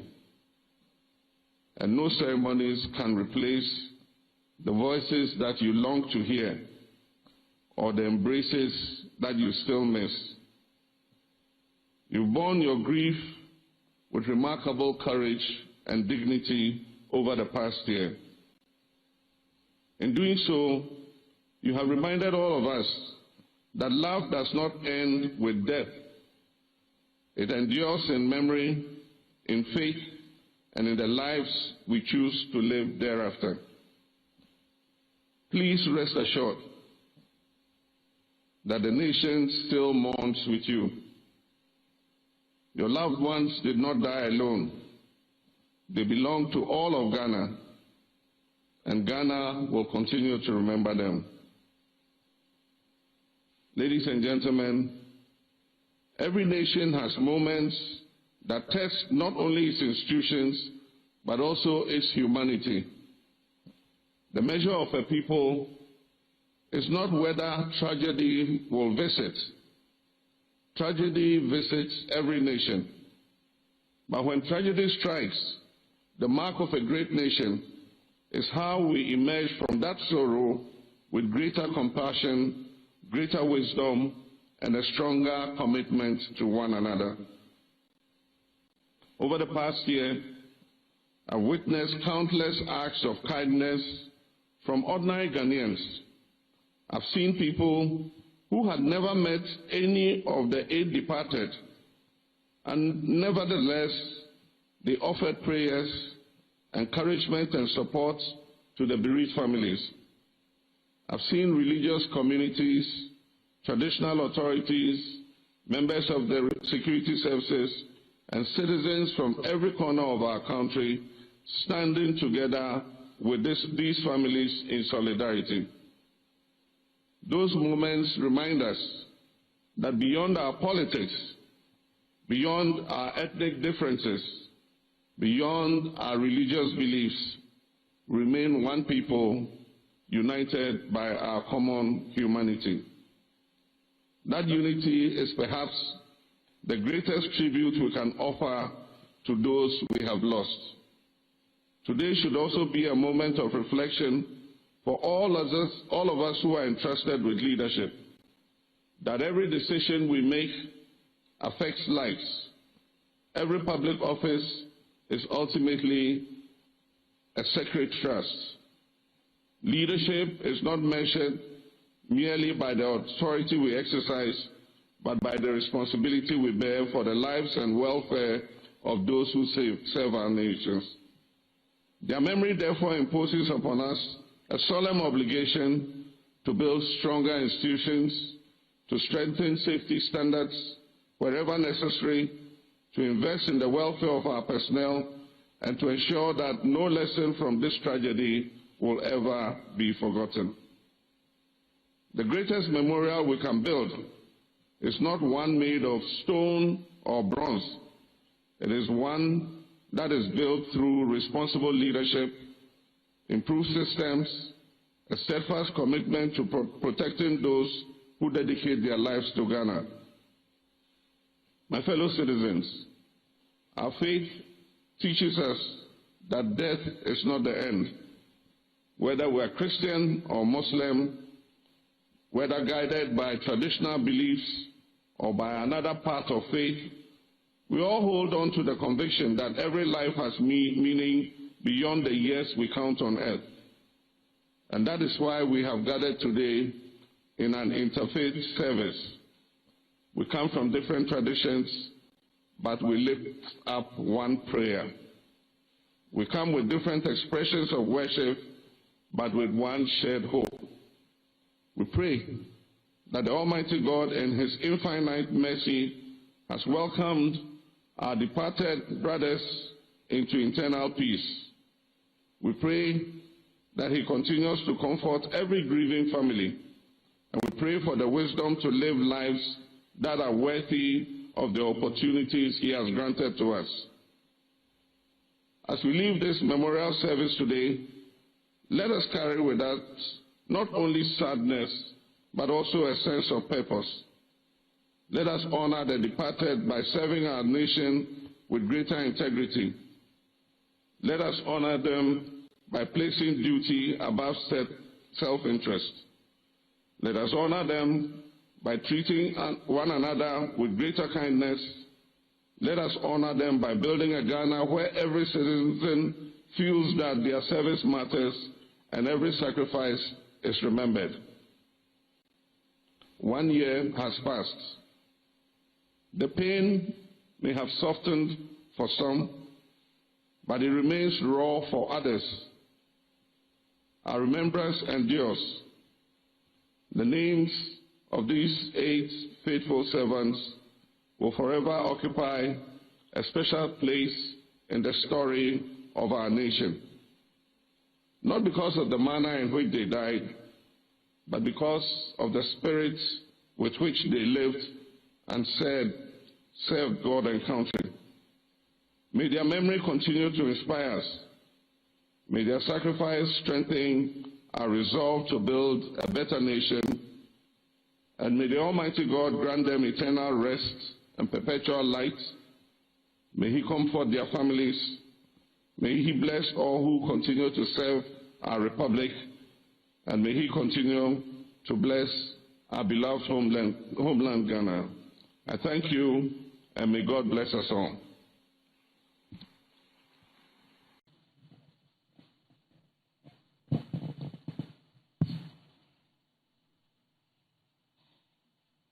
We begin the unveiling of the cenotaph in memory of our late Defense Minister, Honorable Dr. Edward Omani Kofi Buama, in the name of God the Father, God the Son, and God the Holy Spirit. Amen. Almighty and ever-living God, You are the source of life, courage, and hope.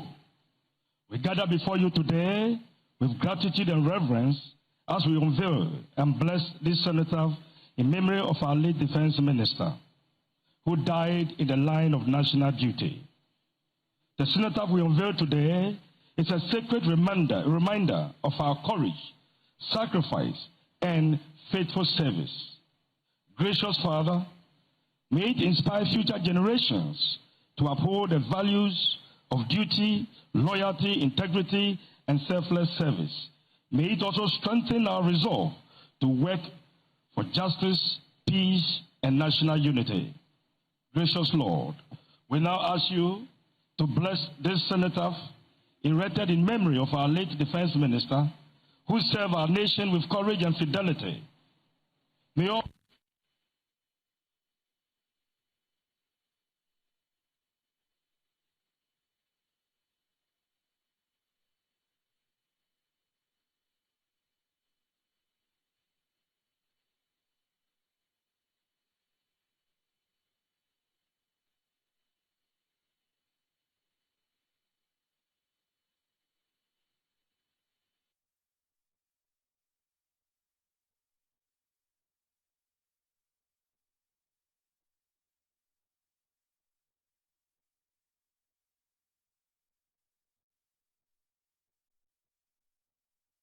Their death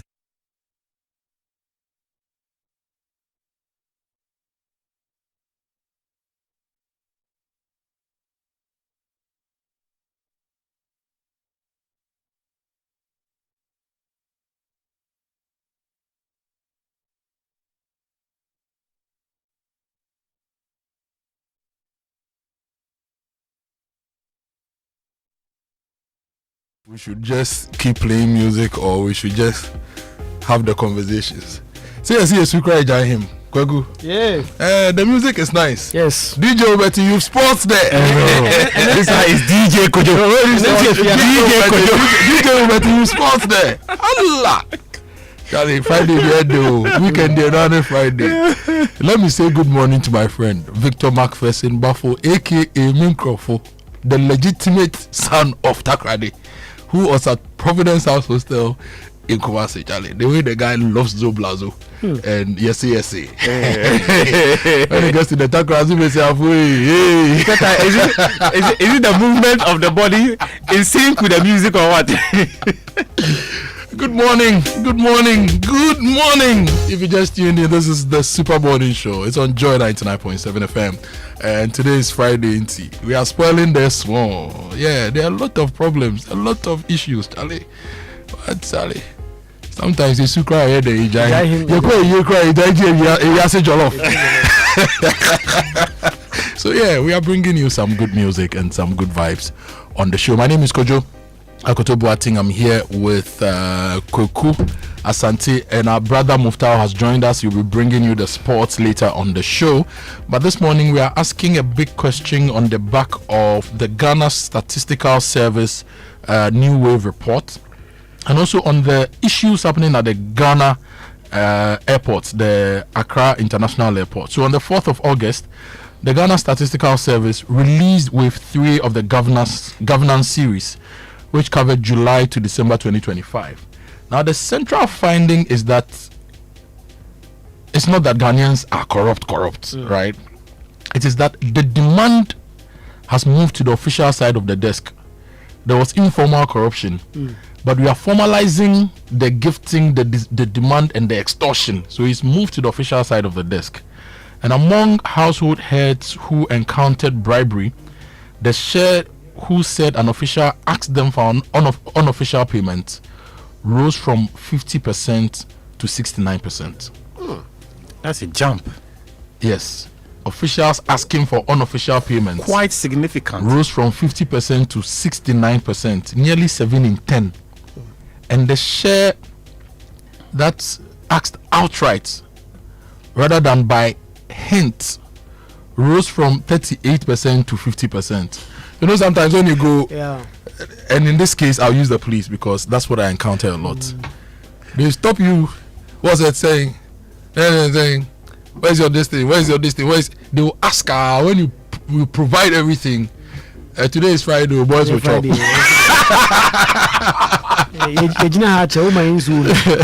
Boys, there was a day they said, their boss told me to talk to the younger officers to give them some water so that they will give me my what do you call it, my driver's license. And then I went there, I said, your boss said I should give you water, but I've seen that you have a bag of water here, so you don't need the water. Please give me my driver's license. Charlie, the way the guy vex. You know, in fact, sometimes they'll tell you to do something before you go. I encountered a couple of staff at the airport where immigration officers will ask you, why are you living with the cities? Sometimes you're wondering, if I come back, wouldn't I go back to my house? So these are some of the numbers from the Ghana Statistical Service. Now, what makes the contest very sad is that contact with public officials actually fell over the same period.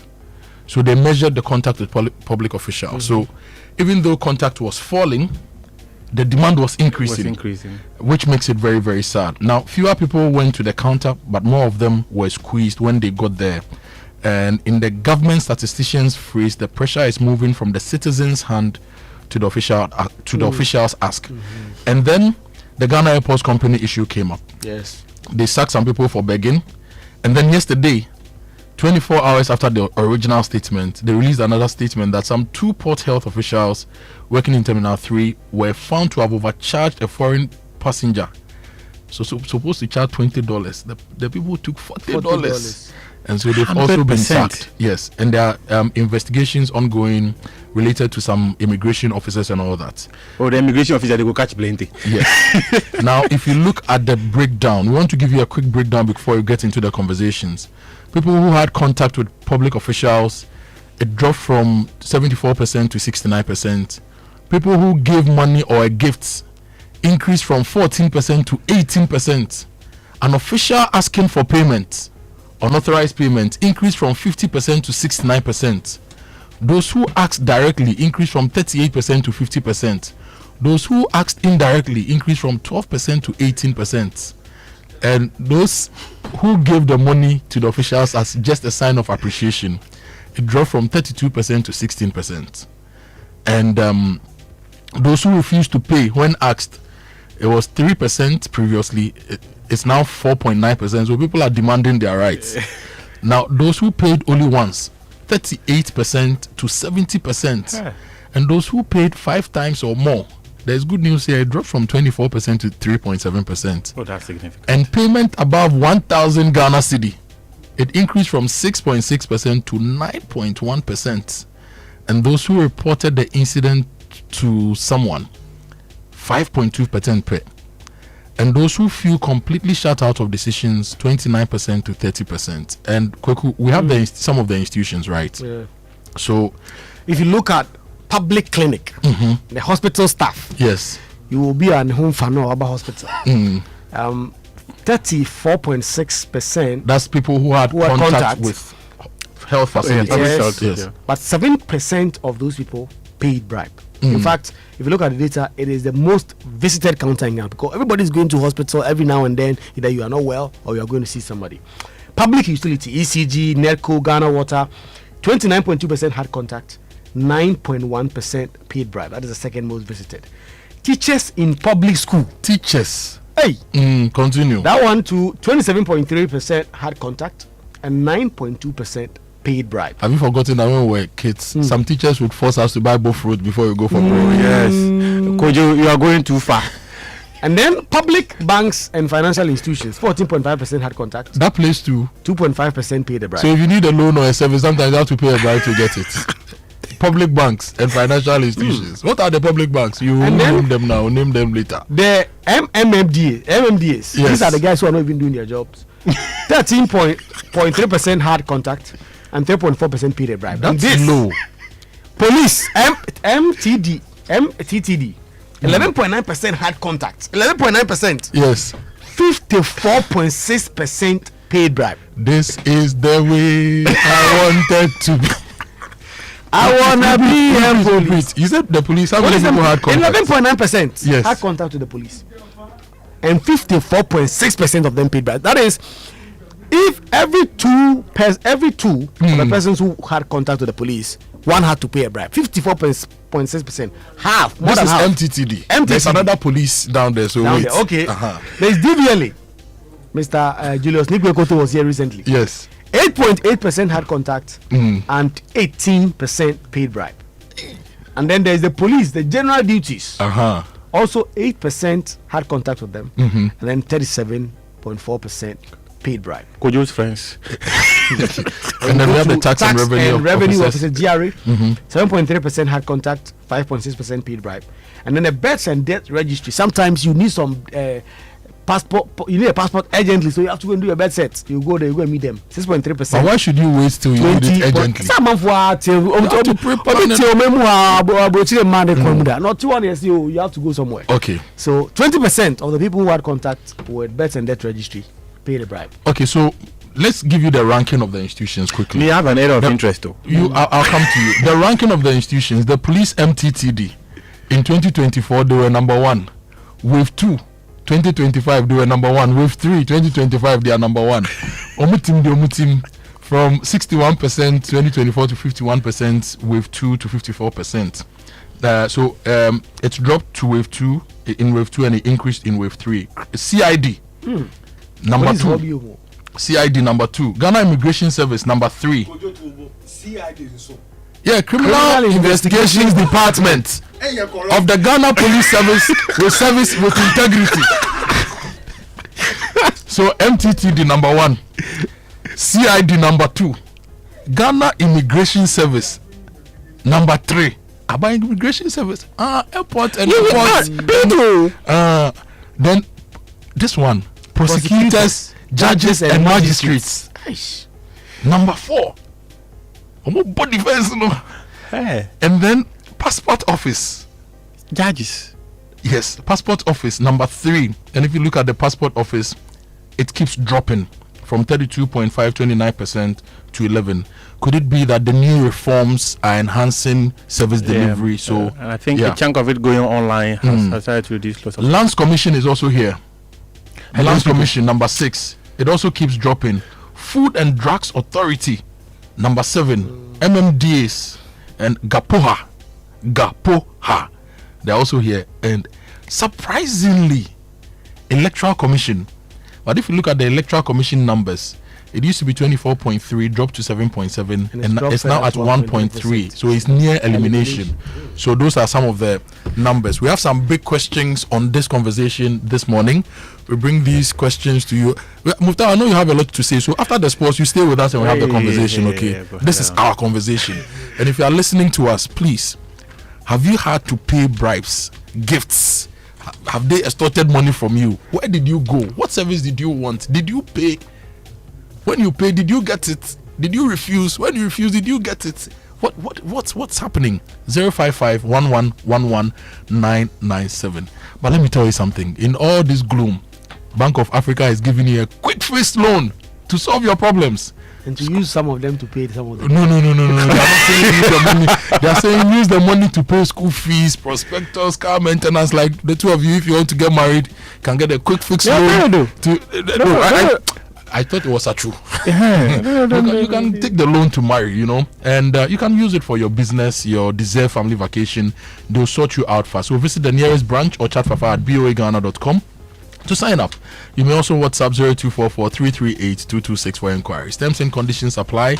Sometimes all you need is a quick fix, and Bank of Africa is with you, as strong as a group, as close as a partner. Talking about all these bribe taking, you need some school that will train you properly in proper education, and that is where the integrity matters. Christian University is located in Amasaman behind the Olympic Stadium.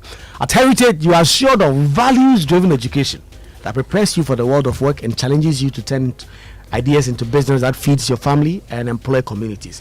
Admission is in progress for a wide range undergraduate and graduate programs. Call 0547 777731 or 0532 373100. Visit hcu.edu.gh for more information. Heritage Christian University, educating compassionate entrepreneurial leaders. We are introducing Valex Lease, equipped to you, Ghana's leading photocopier leasing company.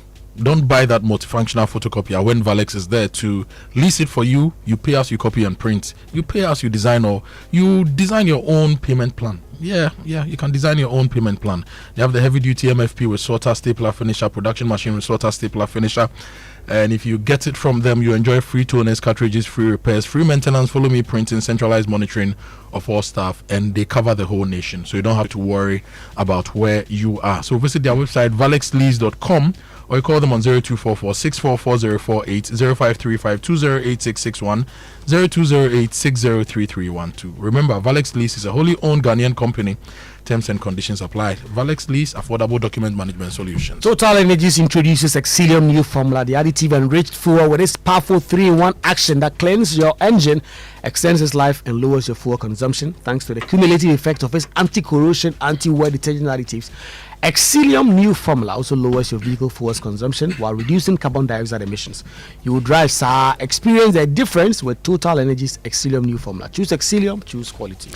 If you do business with China, in China, around China, you know that making payment isn't always straightforward. Now, for businesses, it often means sourcing US dollars, absorbing multiple currency conversion costs, and waiting days for suppliers to receive payments. For importers, every delay can hold up shipments and slow down sales. And for individuals paying fees, medical expenses, supporting loved ones in China, the process can be longer than the road to China itself. Now, Stanbic Bank, in partnership with the Industrial Commercial Bank of China, has introduced the CIPS, a faster, secure, and direct way to make payments to China. With CIPS, you can pay in Ghana cedis while the recipient collects in Chinese yuan directly. This way, you save money and time. Trade with China, pay direct, visit the nearest Stanbic Bank branch or speak to your relationship manager, or you talk to them directly on 0302-815-789. Oh yeah. With all the rain we've been experiencing lately, you get into the bus station can be stressful, flooded roads, long queues, and the uncertainty of travel can make an already difficult journey even harder. That's why more travelers are choosing Oya Bus Ride, the app that puts you in control of your intercity travel. With Oya Bus Ride, you can book your trip from your phone, choose your preferred seat, select your pickup location, track your journey, and even monitor driver behavior for added peace of mind. No station stress, no unnecessary hassle.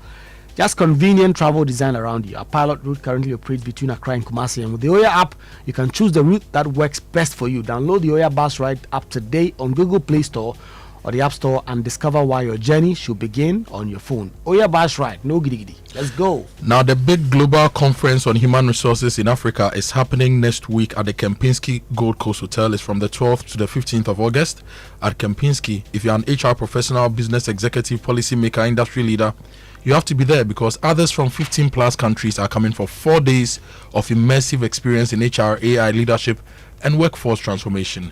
Expect keynotes, panels, innovation labs, masterclasses, exhibitions, tours, plus the sponsors and exhibitors will be there. It includes SHRM, LinkedIn, PwC, MTN, Deal Local Payroll, Atlas Copilot, C4, and more. Visit gchrafrica.com or call 055-408-1727 for more information. Let's talk water tanks. It is simple. If your tank does not have a tortoise on it, it is not the correct tank. It's simple. That's right. The tortoise tank Sintex tank is the champion of water tanks. It is strong and durable and built to handle our Ghanaian weather. Rain or shine, Sintex tank has your back. So my people, go outside, check your tank, and if it doesn't have a tortoise on it, it is time to upgrade. Join the Sintex tank family today and enjoy water storage that is tough like a tortoise. Call 0244-335-1682 to buy now or find one of our 400 agents nationwide. You can also shop online at syntexgh.com. Sintex tank, they are stronger. We are going for a break. When we return, we bring you the birthday messages, sports as well on the Super Morning Show. Stay with us.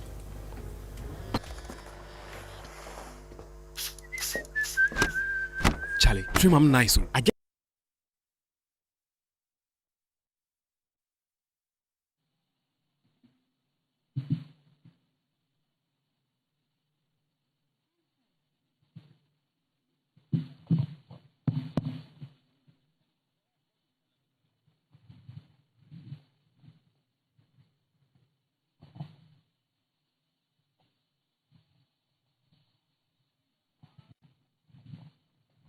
the Holy Spirit, amen.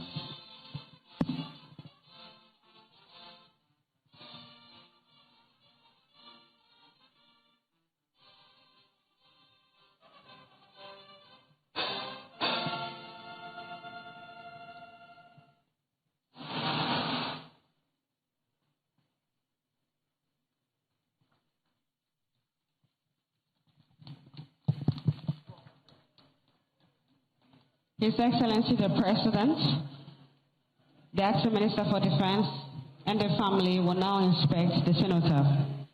As part of the monument's design, selected excerpts from the speeches and public statements of the late Dr. Edward. Our democracy. And we think that we should signal to the executive that what is happening is not the best, and that they should pay attention and listen to what Ghanaians are saying. Indeed, we have seen these signals in bits and pieces. And you see, the making of dictatorship is not really foisted on a nation in one fell swoop. Usually they come in bits and pieces. So if you don't flag these matters, perhaps the executive may not observe that what they are doing is wrong. The proverb is given to all of us that the trailblazer may not know that the path he's leaving behind is crooked, which is what we in the NPP want to signal today. So you think are there signs of autocracy at the moment? There are signs that the executive is endeavoring to really force itself strongly on the populace. which is not what is required of them. Now, look at what is happening within the judiciary. The selective justice that is going on, right? The selective justice? Absolutely. Talk to me about that. People were insulting Akufo-Addo. Which president in this country had been bastardized, taken to the cleaners than Akufo-Addo? Today, but people were arrested. How many people were arrested? In fact, between 2022 and 2024, about 30 of such cases were reported where people were picked up. 2022 and 2024, about 30. And how many now? I think 15 or so. You think? Yeah. You think how many? 15. 50. 15. So, please, let's be truthful to ourselves. Let's be truthful to ourselves. I told you that the making of a dictator will not start with just one day, right? So what we need to raise the red flags. And it's time for your birthday messages, brought to you by MTN. Everywhere you go. Bank of Africa and the Ghana Association of Banks say shine your eye. If you don't share it, they can't have it. Spot the fraud and stop the fraud. And Franco Trading Enterprise. Still, phone. We have some birthday messages. Yeah, a happy birthday anniversary to Stephanie. She's with the Cocoa Marketing Company. A special person. Happy birthday to her.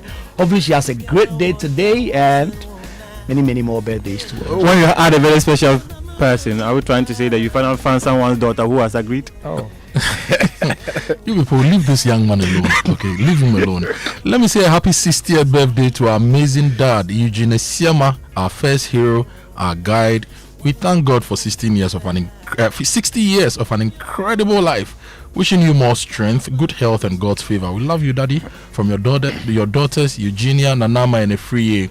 And this one says, happy birthday to Mr. Andor. On this special day, I wish you good health, happiness, and continued success in all you do. May the year ahead bring you peace, strength, and many opportunities to achieve your goals. Thank you for your dedication and commitment to our school. Have a wonderful celebration, and may God bless you with many more fruitful years. Happy birthday once again from the head teacher and staff and the entire staff of Sakumono School Complex 2 junior high school. Okay, so those are some of the birthday messages here on the show. If you are celebrating your birthday today, happy birthday to you.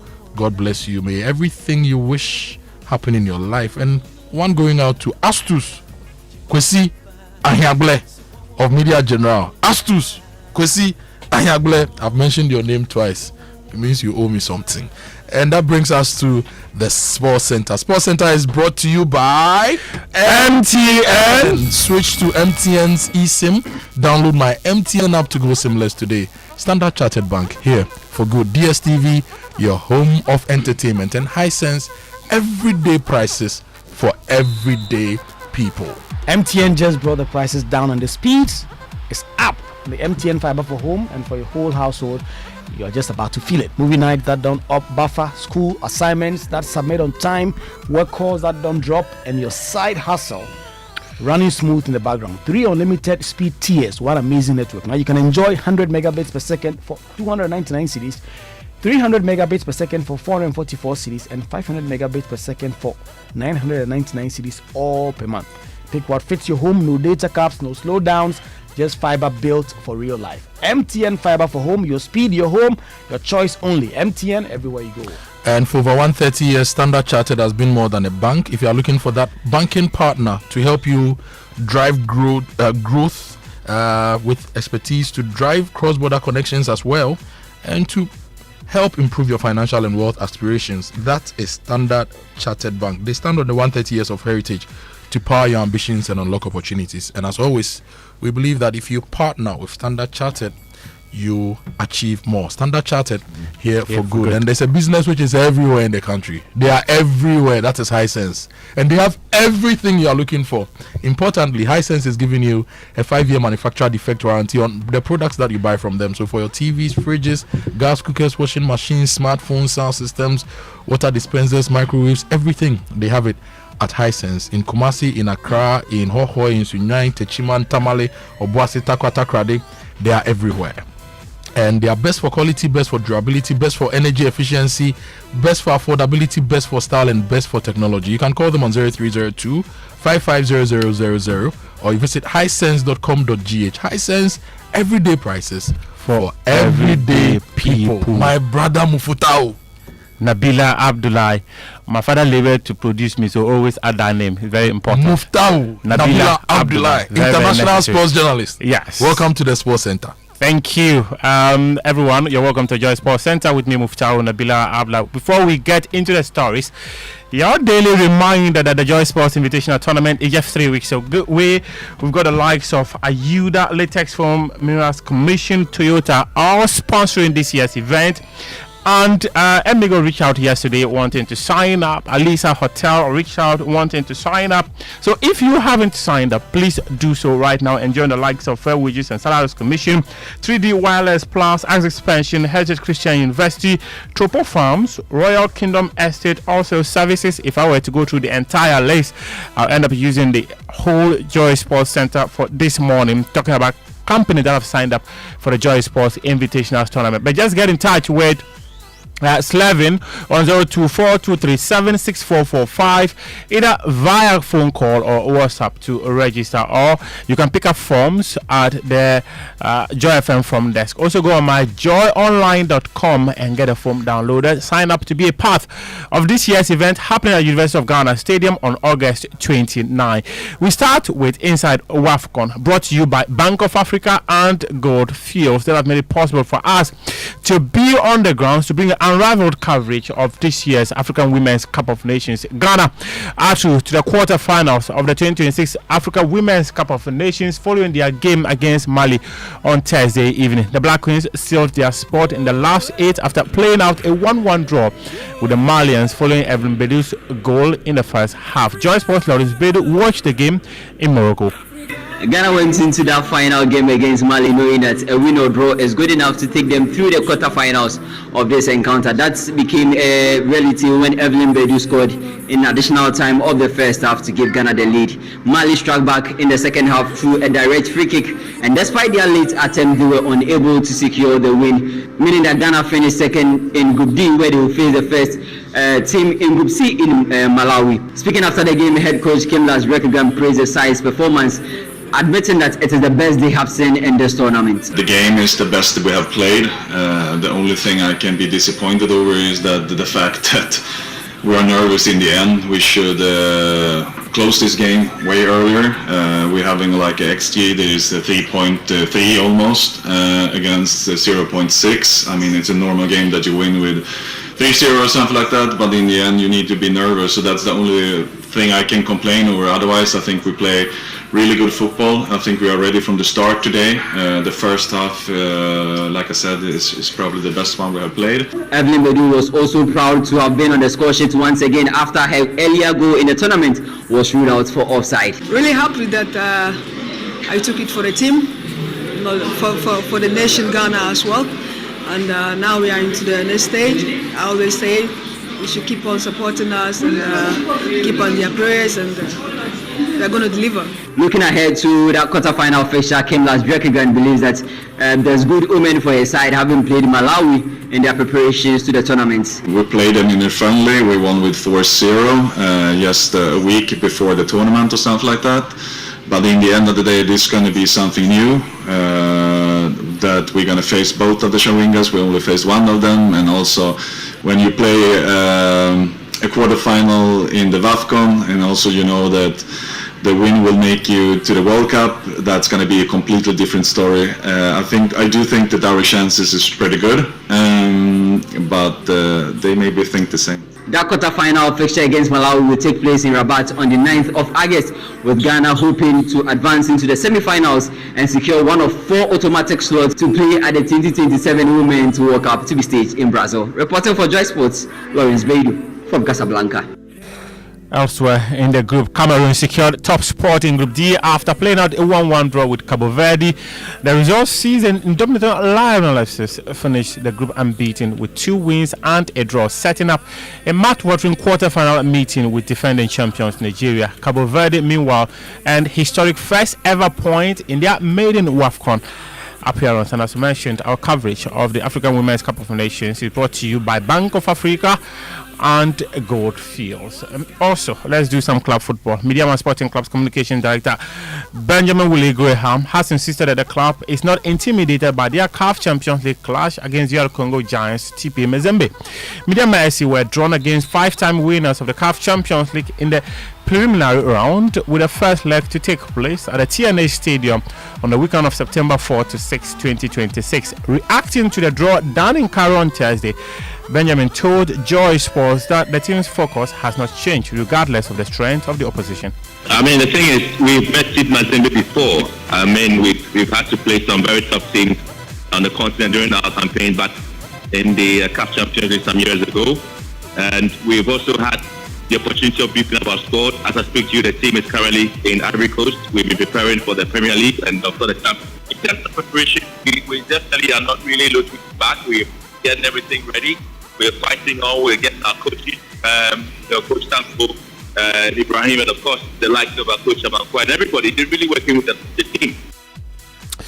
If Vidiama qualifies, they will face Tunisia's Club Africain or Mali's Joliba in the second preliminary round of the competition. Meanwhile, FA Cup winners Nation FC have been drawn against FC Diarra in the CAF Confederation Cup. Diarra will host Nations FC in Mali for the first leg, scheduled for the weekend of September 4 to 6 as well. Nations will then host a reverse fixture in Ghana on the weekend of September 11 and 13. Should they qualify, they will take on winner of the tie between Niger's AS Zam or Togo's Asco Dikara in the second preliminary round. Let's do some boxing now, where Ghanaian bantamweight boxer Amadou Mohammed, who won bronze medal in the 2026 Commonwealth Games in Glasgow, has admitted that complacency cost him the semi-final contest. He lost the semi-final to Australia G. Dixon in the men's 55 kg semi-final by 4-1 majority decision. Looking back on the campaign, the boxer has told Joy Sports that he underrated his opponent. One thing I would say is, in this process, in Ghana, we have people who can come on board and support the young ones. Like we know Ghana, especially that we are in, we know this is not the goal is to win gold for Ghana. The determination was very high, the confidence and everything is very high. Unfortunately, we had a loss. I think this fight was a fight. I have confidence. This is a narrative that who am I going to fight with? This have to finish him, get the work done, go rest for the final, bring the good home. So, our confidence to let me, it surprised me so small bit. So, same for me. So, from now, I'm not going to narrate any opponent again. If you don't have one leg or have to respect you, give you that respect. I want to beat you, I'm beating you. You don't have to go in to stop you. Surprisingly, my guy has come this morning. Meanwhile, he's been calling on corporate organizations to support boxers in the country. One thing I would say is, in this process, in Ghana, we have people who can come on board and support the young ones. Like we know Ghana, especially that we are in, we know really take care of the sports, only on sports, and they can try and do some efforts. Because you have talent. Don't wait till the person gets to the top before you come and say, come and do your grandkids and do this. This is the time. Cut them young, they shall be yours forever. So this is the time. Come on board, come and cut the young ones, support their dreams to reach there. Kojo, you have to catch me young, so that will be yours forever. And athletics Godfrey Poko wins hit one of the men's 400 meters at the World Athletics Under 20 Championships in Oregon, finishing with a time of 46.05 seconds to secure automatic qualification to the semi-final. Meanwhile, Aishatu Jafar, she placed 7th in hit 4 of the women's 400 meters at the same competition, clocking 56.39 seconds, and she unfortunately could not make it to the semi-final of the competition. On this note, Kojo, welcome back to the seat. Yes, and Vinny too, thank you for renewing your contract with Real Madrid. Yeah, for 6 years. Yeah. Yeah. He said 8 years at the Bernabeu are too short. 6 more years and then forever. Okay. Thank you. That's what he wrote on Instagram. Yes. Thank you, Muftao, for bringing us the sports. It's 8 o'clock. It's time for the Business Minute, which is brought to you by Consolidated Bank Ghana. CBG will stand with you. Anointed Engineering Services, the generator experts. Palladium Residences, Live Smart, Invest Better. SkyStar Technologies, performance that delivers every time. And Pegasus Publishing, shaping minds and winning futures. Hello, good morning and welcome to the Joy Business Minute, brought to you by Consolidated Bank Ghana, Anointed Engineering Services, Palladium Residences, SkyStar Technologies, and Pegasus Publishing. The National Petroleum Authority is insisting that it is illegal for oil marketing companies to switch to daily review of fuel prices at the pumps. This follows reports that some oil marketing firms are practicing daily review of prices, resulting in fuel prices going up 4 times over the past 2 weeks. The Ghana Statistical Service is urging labor unions and employers to use the country's official inflation rate as the basis for wage negotiations, arguing that decisions should be guided by credible data rather than uncertainty or perceptions about rising prices. Commissioner of the Customs Division of the Ghana Revenue Authority, Aaron Kano, has charged sector commander and officers of the Lubo Customs Border Post to fast-track processes to begin implementation of a 24-hour service to support the business movement along the corridor. And that's all for the Joy Business Minute, brought to you by Consolidated Bank Ghana, Anointed Engineering Services, Palladium Residences, SkyStar Technologies, and Pegasus Publishing. And if you're looking for generators to buy, Anointed should be your home. Yes, if you're looking for generators to buy, talk to Anointed. They have ultra silent, fuel efficient diesel generating sets. The sizes range from 5 kVA to 3000 kVA at competitive prices. And for every generator you buy, you enjoy 5-year warranty, and they also undertake maintenance and repairs of all kinds of diesel generating sets. They have a 24-hour emergency service for you. They have spare parts. They have reliable rental services. You need professional advice, they'll provide that for you. And they also sell and rent tower lights. In East Legon, they are at 26 Boundary Road, Legon, close to AH Hotel. The head office is at number 77 Anointed House. It's on the main Odoko Malam Highway, near the Odoko traffic light. And they have 21 branches nationwide. So every corner of the country, you get one.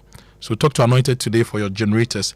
If your children are home and you want them to learn a trade, a skill, Anointed has a training school. They train students on generators and plants, auto mechanics, electricals, controls, solar installations, and they offer 80% hands-on training and 20% theory. So contact the hotlines 024-348-0334. That's 024-348-0334 for more information. Anointed, they are the generator experts.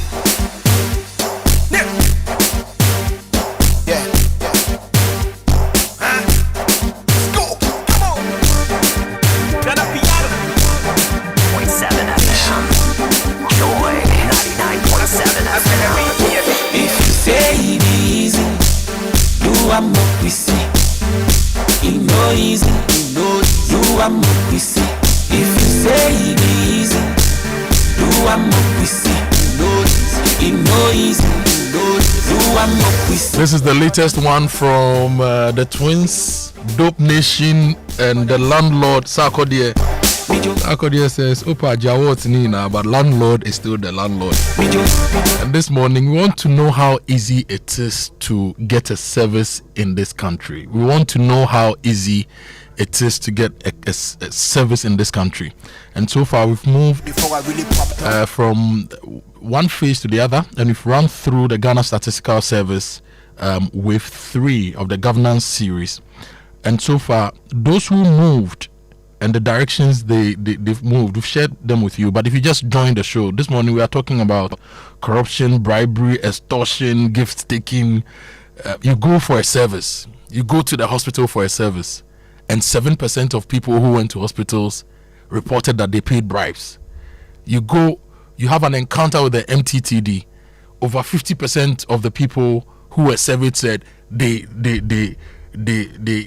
MTT either extorted money from them, asked for gifts. Or you go to the ports, You go here, everybody is collecting. But there are some institutions which seem to be doing very well. And one of the institutions, based on the analysis we've done so far, is the Passport Office. In 2024, they were at 32.5%. First half 2025, it dropped to 29.9%. Second half 2025, it dropped further to 11.1%. This is the biggest single improvement in the table. And the question we are asking this morning is, how did they do it? Is it because of the improvements in their processes, the decentralization, the functional online system? How did the Passport Office do it? Now you look at an institution like the Police MTTD. 2024, it was 61%. First half 2025, 51.9%. Second half 2025, 54.6%. So between 2024 and first half 2025, it dropped. Yay! It's working. Then all of a sudden, second half, BAM! It increases by about 3% to 54.6%. Why is this happening? Why does the MTTD and largely the police usually feature in these things? Is it a structural problem, systemic problem? Is it the so-called Ghanaian attitude that we take into the forces, and that is enabled and catalyzed by the fact that you've been given a uniform and authority, so we use it to do that? We want to know. The Lands Commission is still in there. MMD officials, prosecutors, judges, and magistrates. From 18% in 2024, with 2, which is first half 2025, 7.5%, with 3, second half 2025, 12.4%. Charlie, they are back into the top 10. Giddy. And after the announced investigations and all the various problems, we've not been talking about the judiciary much. Prosecutors, judges, magistrates. But Charlie, they top 4. In the top 10, they are number 4. And these people are the people supposed to deliver justice. And they also solicit, they take bribes, they extort money, they silently ask for gifts, and they silently frustrate people. How is this happening in the country? There's another institution which has also seen a lot of positive growth. The Food and Drugs Authority. In fact, Lands Commission and FDA, if you look at Passport Office, Lands Commission, FDA, and even MMDA officials, they've seen a lot of good progress. So on my chart, they are green. Passport Office from 2024 to 2025, 32.5 to 11.1%. Lands Commission from 30.8% to 6.9%. If you've used the services of the Land Commission, does this ranking represent what is actually happening? Food and Drugs Authority from 21% to 22.2 to 7%. But if you talk to a lot of people in the food space, this is end of 2025, it's at 7%. But what would 2026 be? Because in 2026, a lot of people are talking about the fact that they are trying to renew their FDA registrations, they are trying to register new products, and the process has become painfully slow and painfully stressful. Okay, so FDA is doing well, but what are they putting in place to ensure that the 7% is reduced or maintained and we don't come back to 30% because of bad systems? MMD officials have also dropped. An Electoral Commission from 24.3 in 2024 to 1.3 in 2025. Is it also because 2025 is really not an election year? So as it may be anyhow, so people would not really go to the EC and have to pay something under stress. We've put all these things together, not because we have a problem with any of these institutions, but because we have a problem with the fact that the Ghanaian is not getting the ultimate convenience they need when it comes to service integrity, service quality, convenience, and speed of execution. And the little we all earn, we have to go and give some back to some people who also earn a salary. For example, those who made payments above 1,000 Ghana cedi increased from 6.6% to 9.1%. 84.4% of payments were 500 Ghana cedis or less.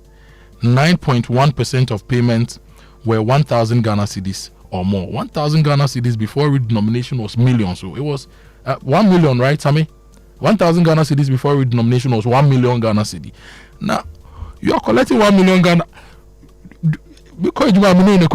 So we really want to talk about these things here on the show. For you, my listener, when were you last asked for money by a public official? Which counter and what were you asking for? Which office? What were you asking for? Did you pay? If you paid, what did you believe would happen if you refused? Yeah, so 1,000 Ghana cedis before redenomination was 10 million. So I come to your office for a service and want me to give you 10 million old Ghana cedis, an amount enough to pay for my house, to use the water I use, internet and all those things. Just think about it that way. So if you're a listener this morning, have you been asked to pay by mobile money rather than cash? And have you ever offered money to speed something up? Be honest with us. Let's have this conversation. For the Ghana Statistical Service, contact with officials fell between the waves while bribery rose. Fewer people at the counter, more of them squeezed. Is that a real behavioral shift by officials or an artifact of those who stayed on the panel? We would also want to get some clarity on that. For the Ghana Police Service, MTTD fell from 61% to 53%, still number one across the year. This is good. There have been improvements. But between the two waves, it rose again from 51.9% to 54%. Which direction is the unit actually traveling? Are you really doing the work to stop the begging, the theft, the extortion, and the bribery? All these are questions we have. Ghana Airports has also released statements on people they are sacking, people they want to sack, people they want us to catch. It's all part of the big conversation we are having this morning. And the big stories are brought to you by Telecel Connecting Energies, Lancaster University Ghana, the only British university campus in West Africa, and Awake Natural Mineral Water, one for life. Telecel is making things happen for you. It's time to take a step up, transform your business ideas into success stories with Telecel Business. At Telecel Business, we make it easy to connect, communicate, digitize, and converge with reliable solutions tailored to businesses of all sizes. So stay connected with a dedicated internet, business broadband, IoT, tower co-location services. Communicate seamlessly with affordable mobile fixed and roaming plans and digitize your operations and reach more customers with their innovative digital services. Converge everything effortlessly with one business, an all-in-one solution for simplicity and convenience. Visit the nearest Telecel retail store or go to telecel.com.gh/business to get started. Telecel, connecting opportunities, connecting goals, connecting businesses. And if you are drinking water, drink Awake made in Ghana. It refreshes you, and for every bottle of Awake you drink, an amount is donated to the National Cardiothoracic Center at Kolebu. So drink Awake, proudly produced by Kasapreko.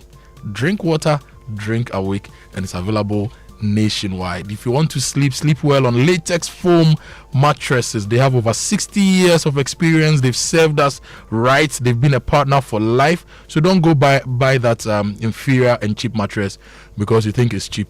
The fact that it's cheap doesn't mean it's good, right? So buy the proper one, the standard one, the approved one. Latex foam mattresses, correct mattresses. And as responsible citizens, we should invest in safe, durable and certified mattresses. Call Latex Foam in Kumasi on 03220-29365, in Accra 0302-231-155, or walk into any of their outlets nationwide for your preferred choices. You can visit latexfoamghana.com for more information. Latex Foam, your partner for life. Your social media messages on the show, I'll be reading them shortly here on the show. Brought to you by EcoBank, the Pan-African Bank, number 10 liver salt, a refreshing relief, and Cowbell coffee with you every moment. And EcoBank knows how money moves in Ghana. We know that money is more than a transaction. It's people supporting people, families helping families, and communities moving forward together. That's why there is EcoBank, a bank built for the way Ghanaians and Africans move money. Move your money right, pay your bills, transfer money, access ATM services, manage your finances anytime, anywhere with the EcoBank mobile app. The USSD is also there, *770#.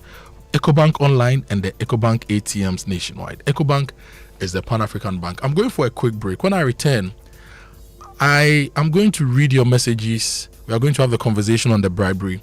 But I also want to put a spotlight on the Kitasi Brekuso road, the road that goes to Ashesi and goes all the way to join the Pukwase side of town. It's been abandoned for years. The people are struggling. I'll spend about 5 minutes to talk to the people on what they are demanding the government should do for them.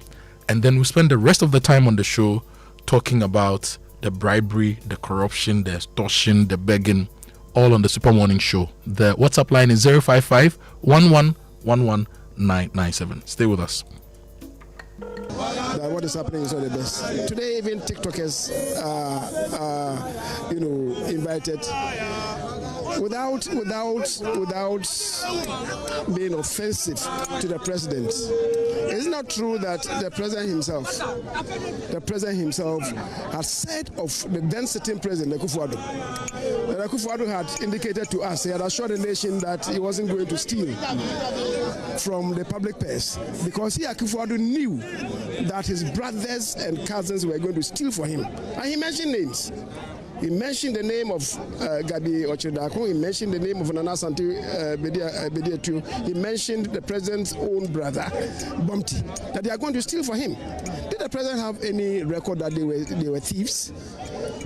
He said so. I remember in 2007, when we were gunning to elect our presidential candidate, when Kufuor was about exiting, the chairman of the NDC, my own friend Sidin Ketia, he mounted a platform and said that, well, the contest that involves 17 of our compatriots in the NPP was amongst thieves to elect the king thief. He said 17 glorified thieves. Right? He said, a cromfo dun so amokoyi cromfo penny a NDC for yefa homben. Is that not the case? That was the greatest insult. That all 17 of them were thieves. What happened to them? We are here today of what is going on in the country now. I think a lot of issues that even as I'm afraid that I will be caught, I'll be arrested. Now, I think petrol is high, electricity is high, water bill is high, education is even in danger, especially the free SHS. And now, all of a sudden, we hear this one has been arrested because of what he has been saying. You see, now petrol is high, they are not talking about that one. Just arresting, and it is too much, brother. Democracy is under attack. We are in danger. We are in danger. We are all afraid. That's why we are here today, my brother. Free speech doesn't mean that you should be insulting people, isn't it? You are right, my brother. I think a lot of them are not insult. One person like that, I thought he was, explaining or telling people about what some people have stolen. Like especially the man who said he has called 30-something cows for the NDC. You see, and that guy was even explaining, and later you heard he has been arrested. These are all things that is not good for the country. Right, thank you. It's under attack for sure. I feel that, with great respect to you and without prejudice to your presence, to nominate only you to come amount to disrespecting us as a political party. I'm the leader of the party in Parliament. You have the General Secretary of the party here. You have the Chief of Staff of the Flag Bearer. We have the Chairman of the Constitutional Affairs Committee of the party. Members of Parliament and the leadership of Parliament are all here. But to disrespect our democracy by only nominating you to come, like I said, with great deference to you, it doesn't match it. So it means that the government does not even take serious the grave issues before us. That notwithstanding, we are Democrats and would want to respect the bona fide. And I'm happy that honorable leader is saying that I am a nobody. But I want to assure you that I'm a senior member of government and this petition will directly get to the president. A few inches later.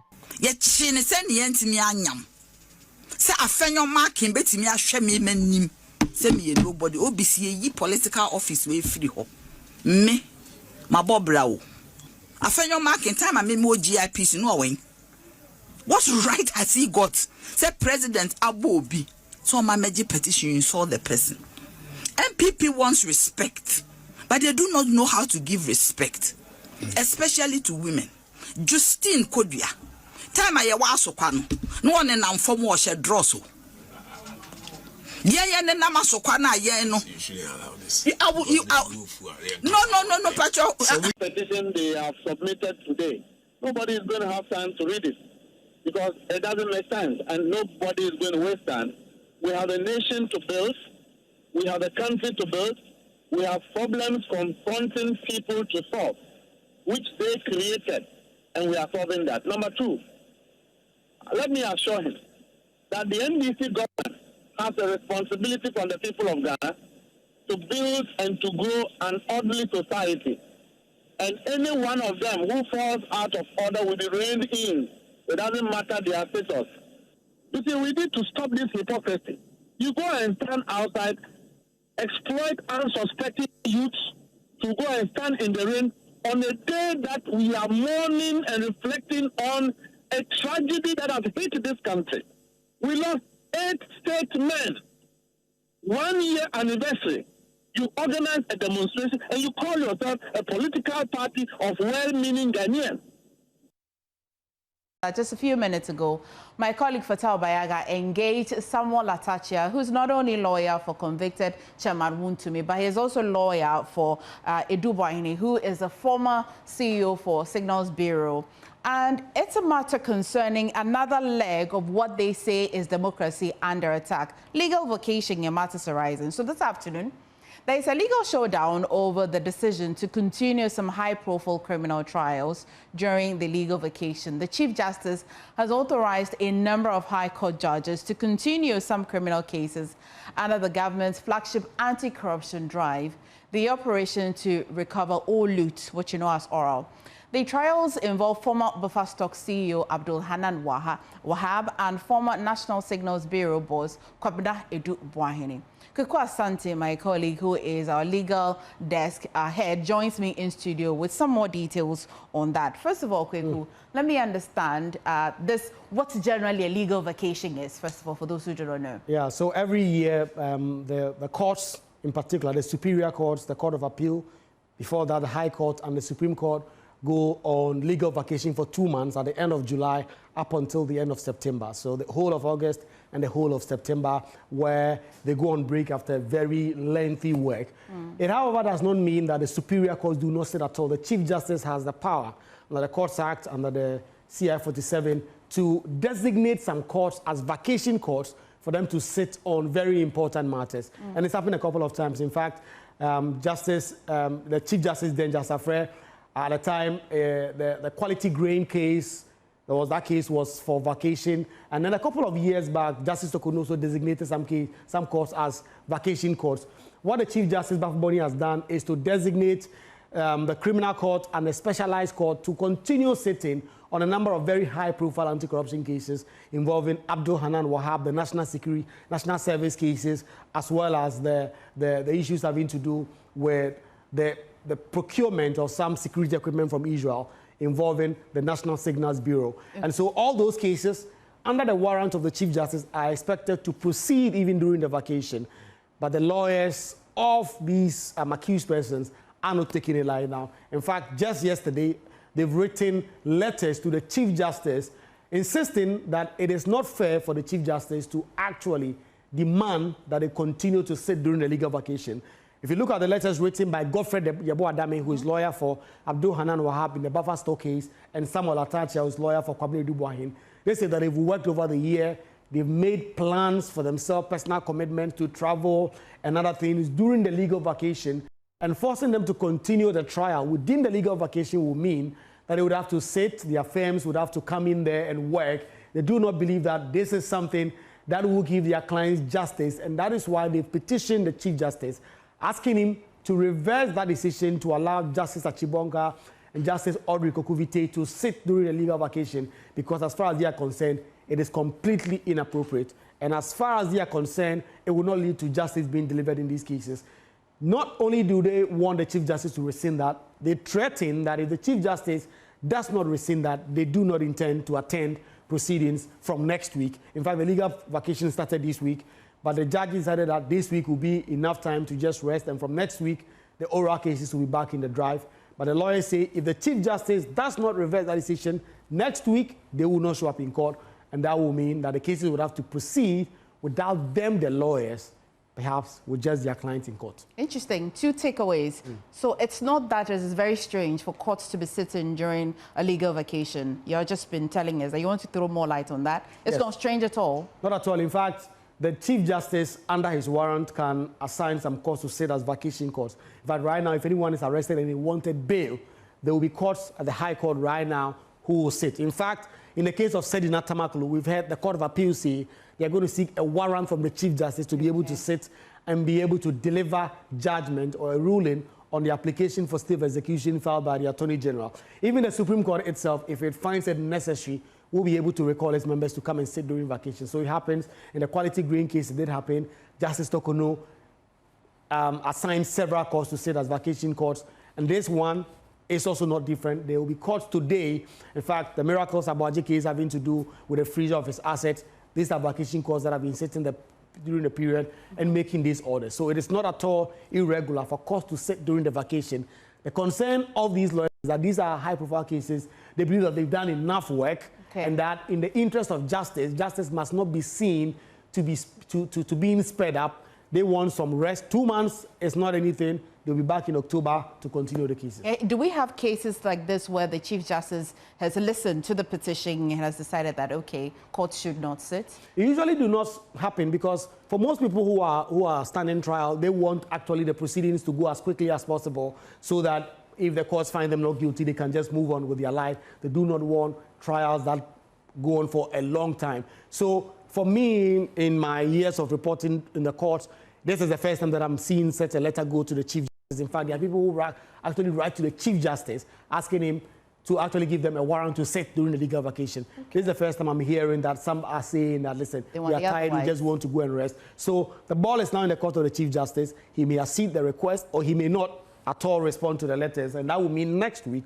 the accused persons in particular would have to show up in court because if they do not, their bail will be forfeited. There will be the bench of warrant, a court warrant to be issued against them. They will be arrested.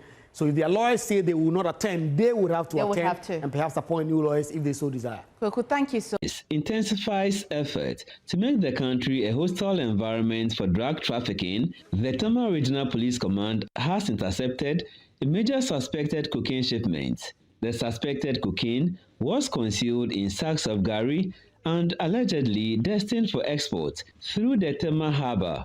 Regional Police Commander DCOP Eric Asamwe says the police, acting on intelligence, raided a warehouse within the Tema Harbour enclave on August 5 and arrested 3 suspects, including a 31-year-old Dutch national. A search uncovered 866 parcels of a white substance suspected to be cocaine. Acting swiftly on the intelligence, a team of police officers proceeded to the warehouse where they met 3 persons, namely Gilano Owin, age 31, a Dutch national, John Mensah Saba, age 41, and Alhaji Idris Haruna, age 52, allegedly supervising the loading operation. Police observed the sacks of gari were being loaded into the container, which was mounted on a white DAF truck bearing registration number WR 1118-10. The 3 persons, together with the truck, were brought to the regional headquarters for further investigation.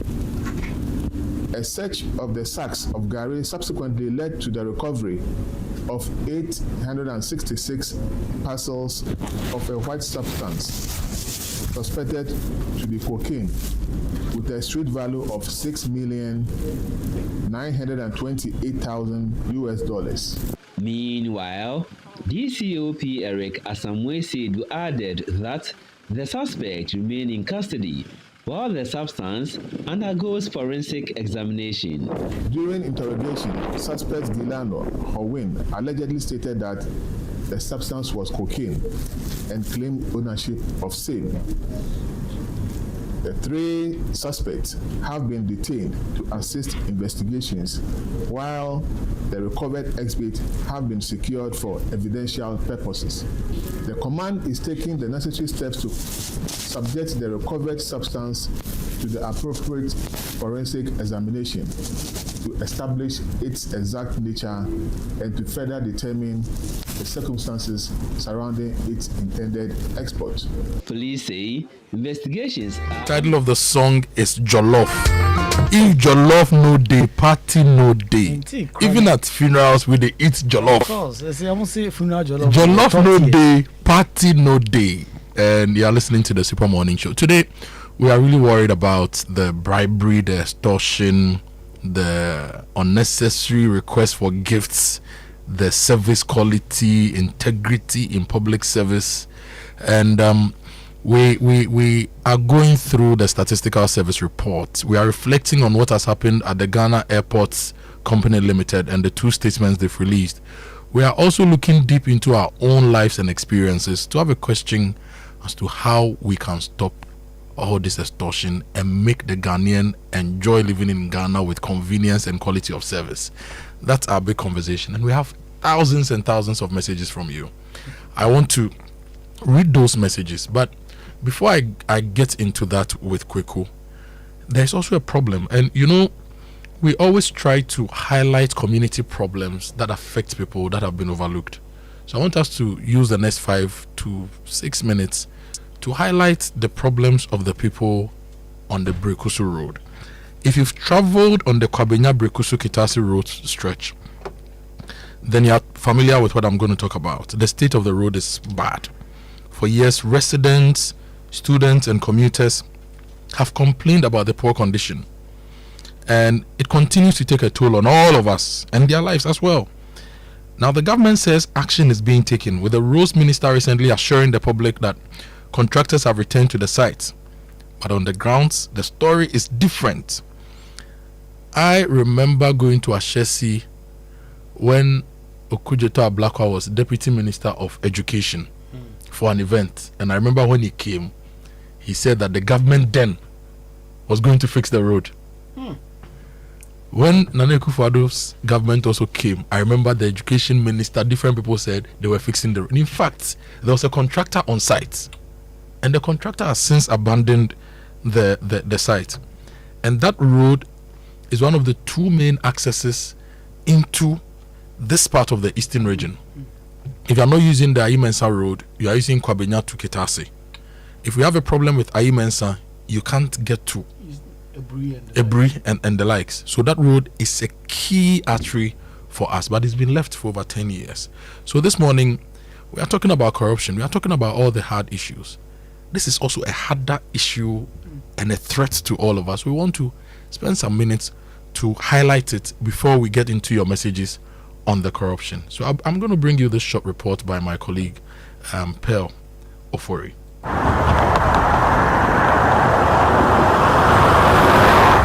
Perched in the beautiful mountainous landscape of Brekuso, Eastern Region, is Ashesi University. Surrounded by lush green vegetation, the campus blends seamlessly into the natural contours of the hills. But beyond this serene aerial view and the 0.84 kilometers of tarred road constructed by the school, which ushers visitors and the university community directly to the campus, lies a different story.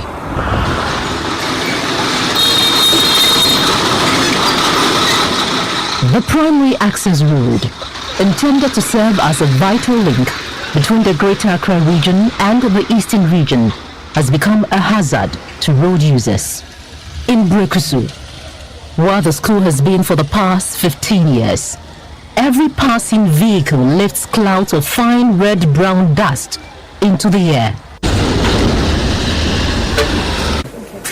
We finished building the road, we finished building the school, and still the road has not been done. Caspar Ani, the Director of Logistics and Facilities Management at Ashesi University, articulates a grave concern shared by many. A lot of the students commuting to this place suffer a lot. A lot of us workers, we are not here in Brekuso. We come from various parts of Accra. We are here and we are suffering actually. You see, one other thing that disturbs me, the amount of dust that they inhale, I'm even afraid for them. This may lead to a lot of respiratory problems in the future.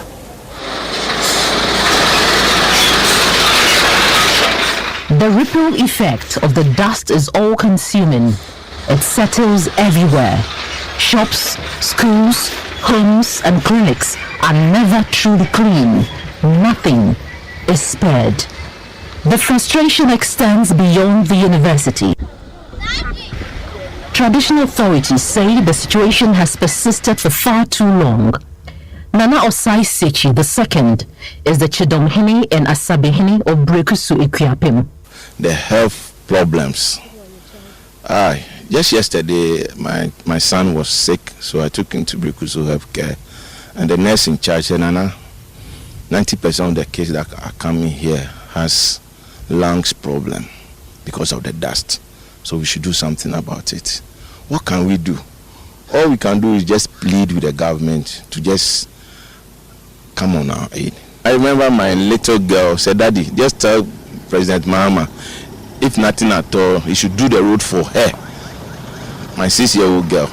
So we are just pleading with the government that this time around, it should not be a promise again. You know, Mahama is a listening government. His friend, a contractor, shares his own experience on the road. I don't know what Brekuso town, the people have done.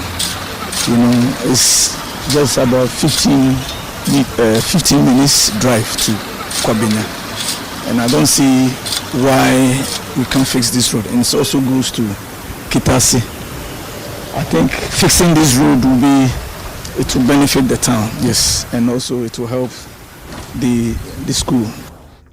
So that was Pearl Ofori's reports somewhere early this year. Pearl Ofori sent in this report, and in the report you heard the voice of Nana Osai Sechi II. He is the Chidomhene and Asabehene of Brekuso Ekuapem. And in that report you also heard him say that his daughter said he believes the president will fix it and the president should come fix it. Months on, what has happened? Nana is on the line with us this morning. Nana Onkwaso, welcome to the Super Morning Show. Yeah, thank you very much, and greetings to all your viewers. Nana, it's good to have you. You were one of the residents Pearl spoke to on her first visit to your area. Since the report was aired, what has changed?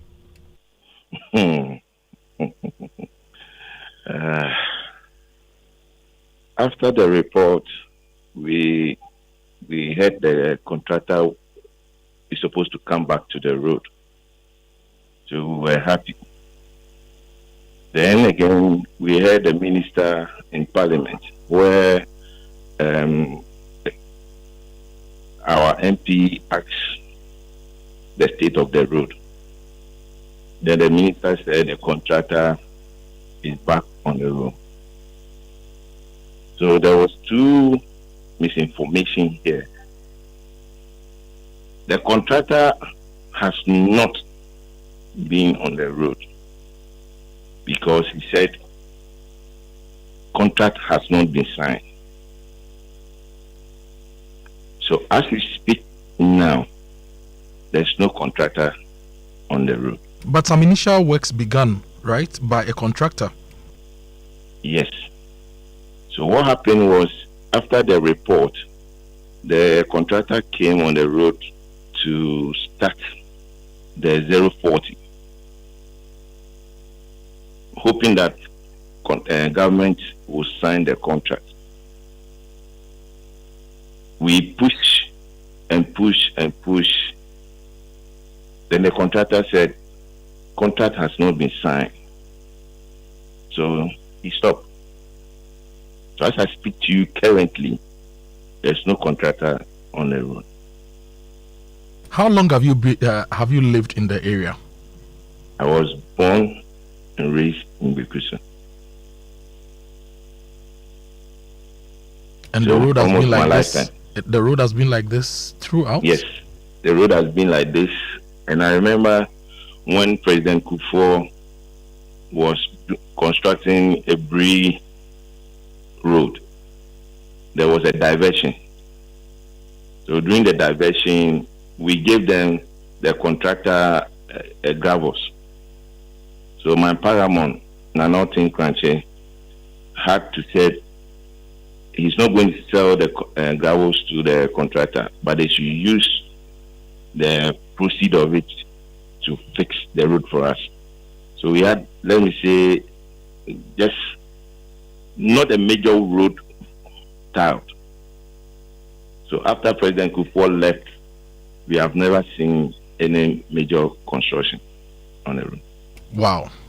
Let me read some stories, and these stories I'll take from available sources. Okay. Now, the first one I'll read is from the Ministry of Roads and Highways website. Yes. And the story says that Dom Kitasi Road to be completed in 20 months. Yes. Dom Kitasi Road to be completed in 20 months. Ministry of Roads and Highways website. Yeah. And that story was updated on the 10th of November 2022. Yeah. And the story says the executive chairman of Fair Sky Construction Limited, Eric Sedi Kutoche, has given an assurance that his company will complete the Dom Kitasi Road rehabilitation project in 20 months. That, he said, was because the construction of the 23-kilometer stretch, which commenced in July of 2022 and scheduled to be completed in 2 years, was already about 30% complete. And the minister, who was accompanied then by Sete Champon, the Eastern Regional Minister, and some senior officials of the Ghana Highway Authority, and chief executives of the assemblies, also said that he was impressed with the progress of work and lauded the contractor. You are telling me that there is no contract and there is no contractor. But we're told that some Kuwaiti funds, 20 months, all those things. Was that public deceit? Yes. So the previous government awarded a contract to Fair Sky, and we lent 2 years completion road. When this haircut issue, the contractor said, I think it was 6 months to election or 8 months to election. Then we started hearing these rumors that the contractor is leaving. So we approached the contractor to find out, and he said, oh, he has been assigned another contract at Chebi area. So the machine, some of the machines will move there. Little we didn't know that the contractor was just moving out. So last year we had stakeholders engagement. The Ministry of Road and Highways came, their representatives were here with Fair Sky. Then they said they are coming back on the road in a month's time. At that time, the residents and then some of the chiefs, we went to Fair Sky where we have given them to do a camping. The time they gave us, they didn't come. So we have to go back to the ministry. When we were there, we had a meeting with the chief executive, then Mr. Akoto, and some of the senior highways authorities. There was if I remember, there was a call from Fair Sky. And the Fair Sky said, oh, he needed a contract to be signed at the highways department. The chief executive told us that we should go, but he will make sure that contract is being signed. And to date. So when we heard the minister saying that in Parliament that the contractor is on the way, we said maybe whoever is giving information to the minister is just deceiving the minister. There's no contractor on the way as we speak now. But the minister too, if a contract has been signed, if funding has been released, it should be on their records. He should also know. Because these are the facts, and correct me if I'm wrong. The government awarded the contract, public information as read on the Ministry of Roads and Highways website, to Fair Sky. The project was launched in 2022, Estimated contract value was about 195 million. We were told funding was coming from the Kuwaiti Fund for Arab Economic Development. Original completion period was 24 months. The story I read, they had worked for 3 months already, so they said they had 20 months to go. So how can a contractor go on site without a contract? How can the minister visit the first contract they signed with the contractor? After the DDP debt exchange program affected their contract, the contractor, the first contract has been cancelled. But the debt exchange, the money was from Kuwait. It wasn't from any of our local so sources. they had an engineer or whoever at the site who is supposed to whatever. But what we learned is after the DDP and then government going back to IMF, that's what they are telling us.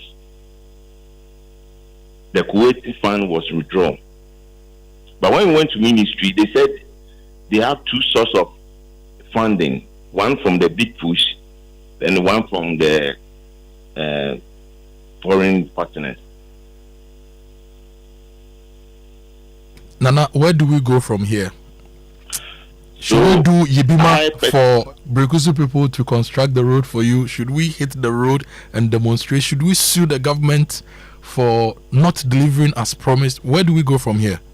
So, for me, I know when President Mama was campaigning, I followed him to Adontin, which is Ebri, and he said the road that he wanted to fix before he leave government during the first Mama administration was Domekitasi Road.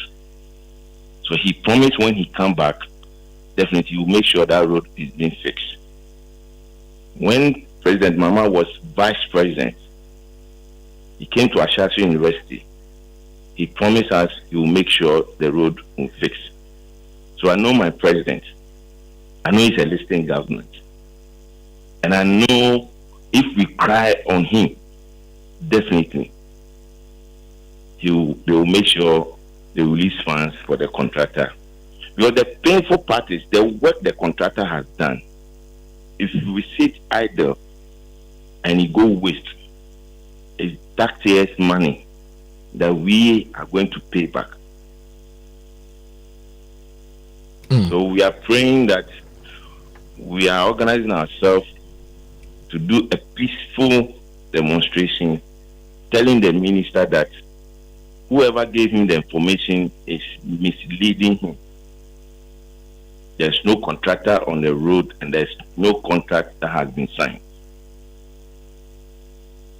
So you want to go on a peaceful demonstration? Kwabenya, Brekuso, Kikomet, Ejimenti, Kitase, we all coming together to present our petition to our MPs. Nana, when are you going on that demonstration and what time? Where would you be walking? Would you come to Accra or the demonstration will be on the road?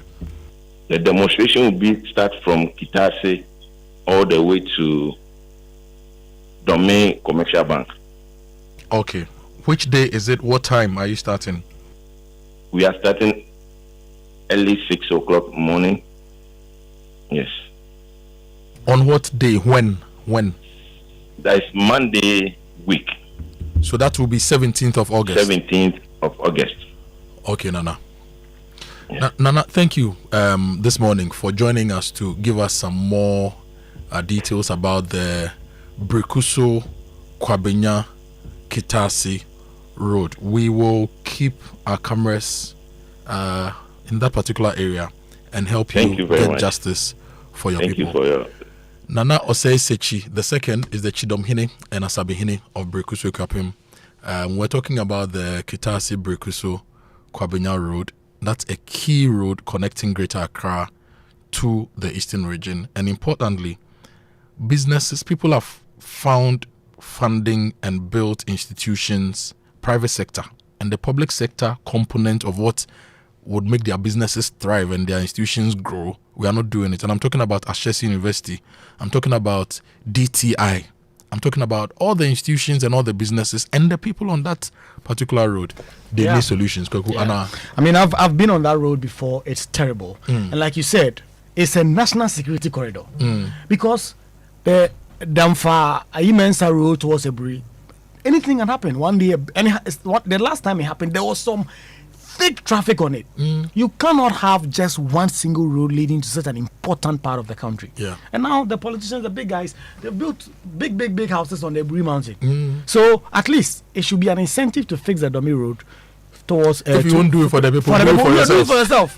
So at least the people too can enjoy it more. Okay, Abba says, Kojo, I've lived in Kitasi for 14 years. Every year the road is graded except for this year. When you ask the workers what is happening, they tell you that road works have started from Brekuso. You wait months and nothing happens till the next year when it's graded again. The road is rocky, dusty and bad and very dangerous to drive on at night. The stories are endless. It's 10 to 9. We are going for a break. When we come back, how much have you paid in bribes and gifts and in extortion this year?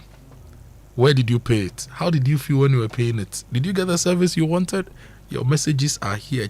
Chaka. We'll read them for you on the show. Stay with us.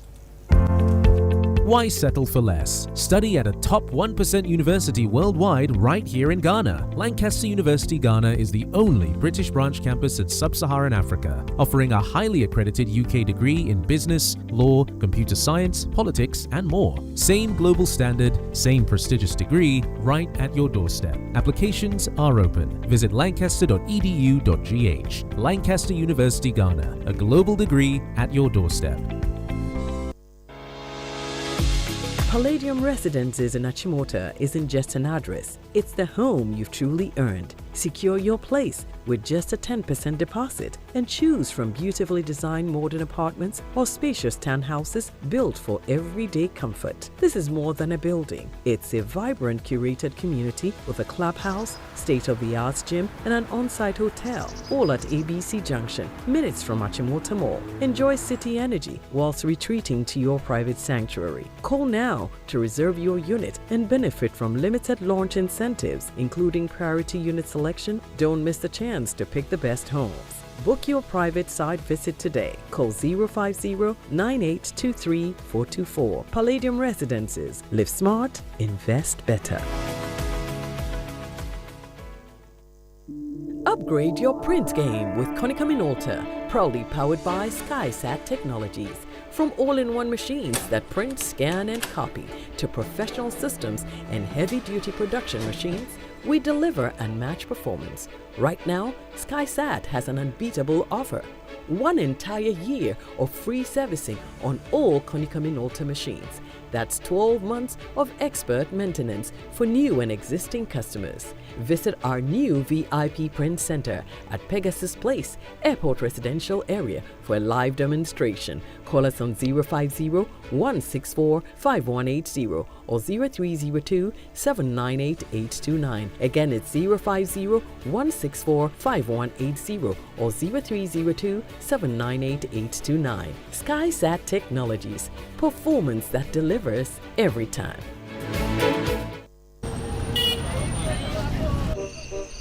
Everybody they sell, but your shop they empty. Where's my report? Bro, month no end here too. But see, your pocket stop they take. Another emergency for the house? Shit, come get ideas. Ideas go kill them. Another idea, another mark time. No capital to start. For some people, this silence no be peaceful. It be money matter. With bills, there's no need for silence. From my emergency loans to salary loans to working capital loans and startup loans, Bills has you covered. Apply with your Ghana card today. Call 0596 920 833 or 0302 200 390. Bills, financing your needs. T's and C's apply.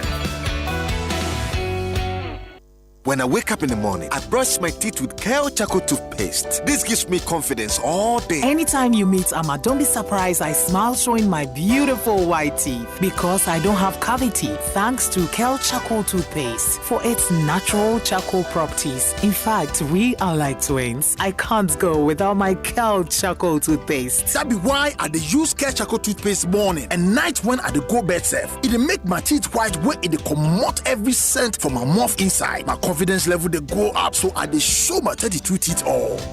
Introducing the Kale Charcoal toothpaste, formulated with activated bamboo charcoal powder, ensures whiter teeth and removes bad breath. The strong natural property of the activated bamboo charcoal removes bacteria, absorbs surface stains on our teeth caused by coffee, wines, and tobacco. Welcome, Kale Charcoal toothpaste. Kale Charcoal toothpaste, Sankofa Yenchi. Kale, happy smile. This advert is FDA approved. Back to school season is here. Shop furniture, kids essentials, and home accessories. Spend more to get gifts and vouchers. Hurry into Ketia today. This back to school, buy quality, save more. On furniture. Morning time, the pot is ready. Mama cook it nice and steady. Call your people, call your crew. Over spaghetti made. To identify other persons connected to the attempted export and establish the full circumstances surrounding the operation.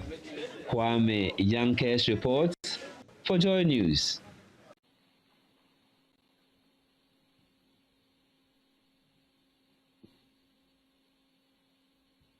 Thank you very much. Kindly be seated.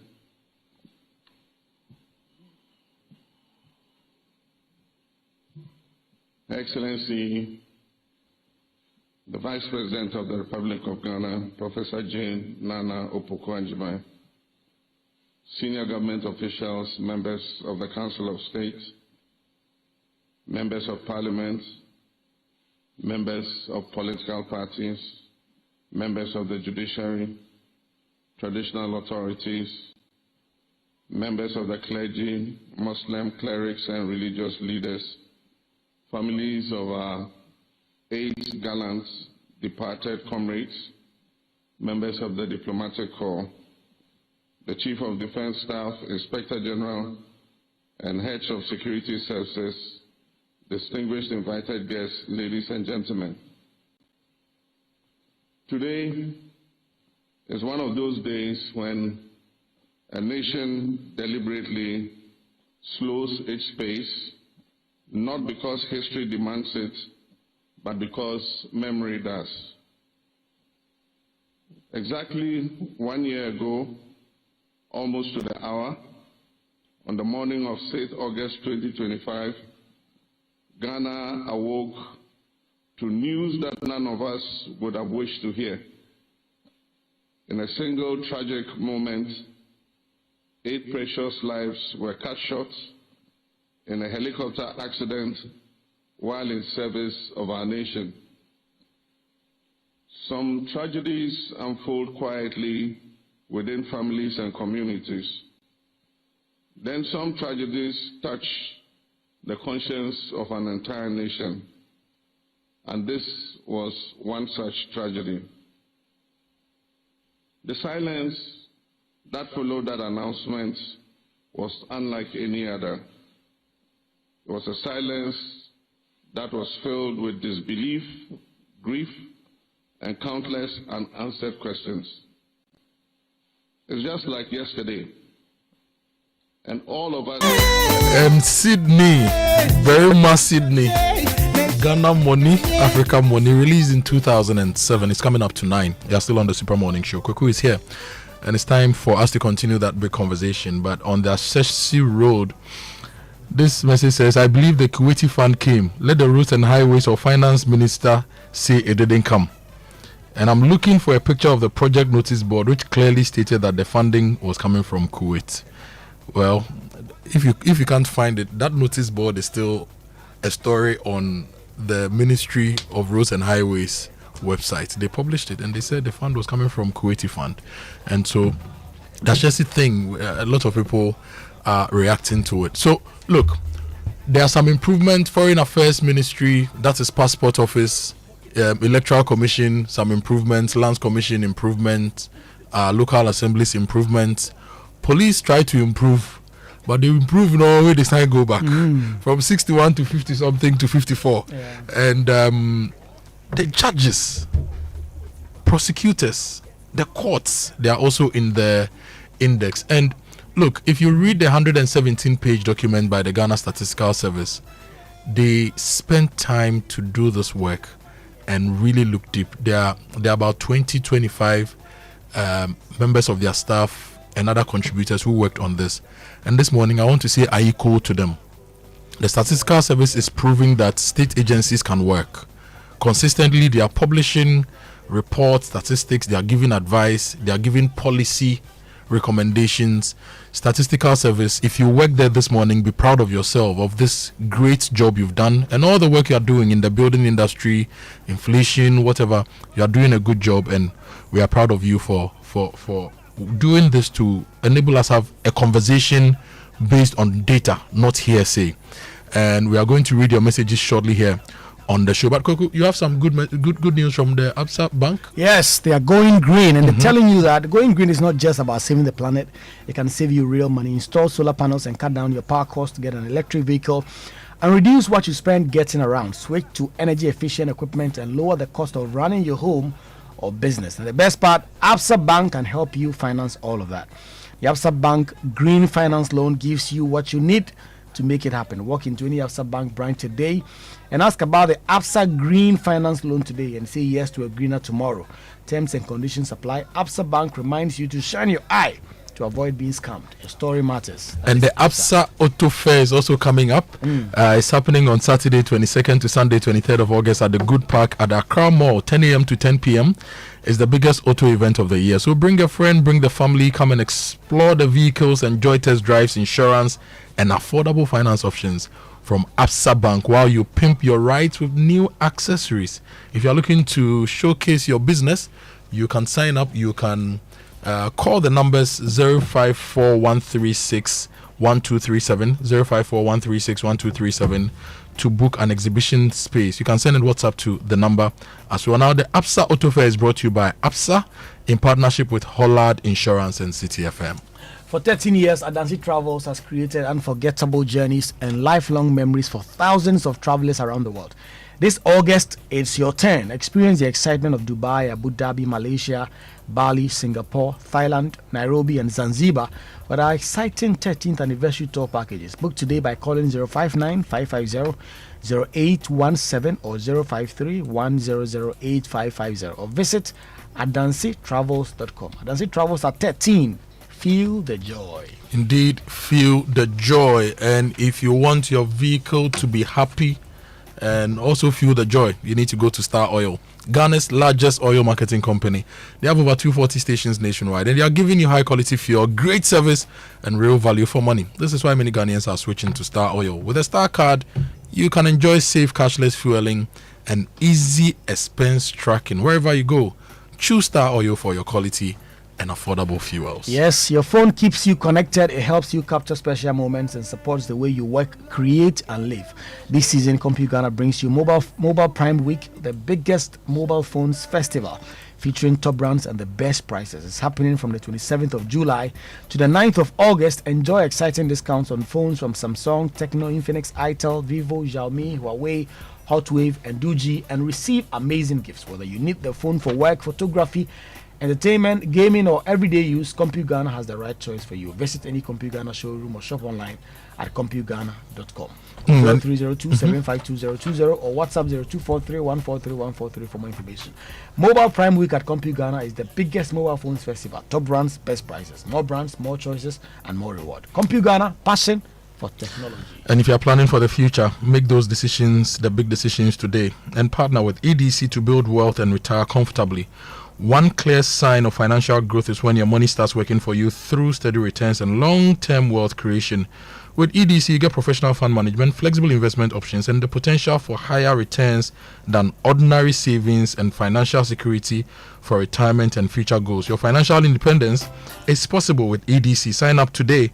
Call them on 0302-610-400 or WhatsApp 0509-268 414. Nicholas has sent us the project billboard of the Brekuso Road. Government of Ghana, Republic of Ghana, Ministry of Roads and Highways, Implementation Agency, Ghana Highway Authority, project rehabilitation of Dom Kwabenya, Dom Kitasi Road, 23 kilometers. Contract number. You know, Nana said the people say there is no contract. Contract number GHA/HO/TRC/93/2021. Consultant Pan Arab Consulting Engineers, Transtech Consult Limited. Contractor First Sky Limited. Funding agency Kuwait Fund for Arab Economic Development and the Government of the Republic of Ghana. So where did the contract, which is numbered here, disappear to? Where did the funding disappear to? How did the promise evaporate? Minister of Roads, Minister of Finance. In fact, which institution does investigations on some of these things? Yoko, eh? Yoko, yeah. Yoko should be looking into something like this. OSP. Yes, they should be looking into something like this. Anyway. Show me by hand if you love Kelewele. Let me see you by hand if you dey feel Kelewele. Show me by hand if you love Kelewele. Let me see you by hand if you dey feel Kelewele. Kelewele de be, Kelewele de be, Kelewele de jump paso, Kelewele de jump, Kelewele de be, oh Kelewele de be, Kelewele de jump paso, Kelewele de jump. Get the beat.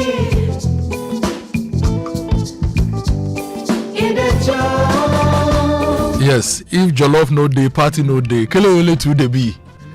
Yes, Kelewele the B. In the jump. Yeah. Yes, this is Kwaku Brenya with the song Kelewele, produced by P Whistle, the beat wizard.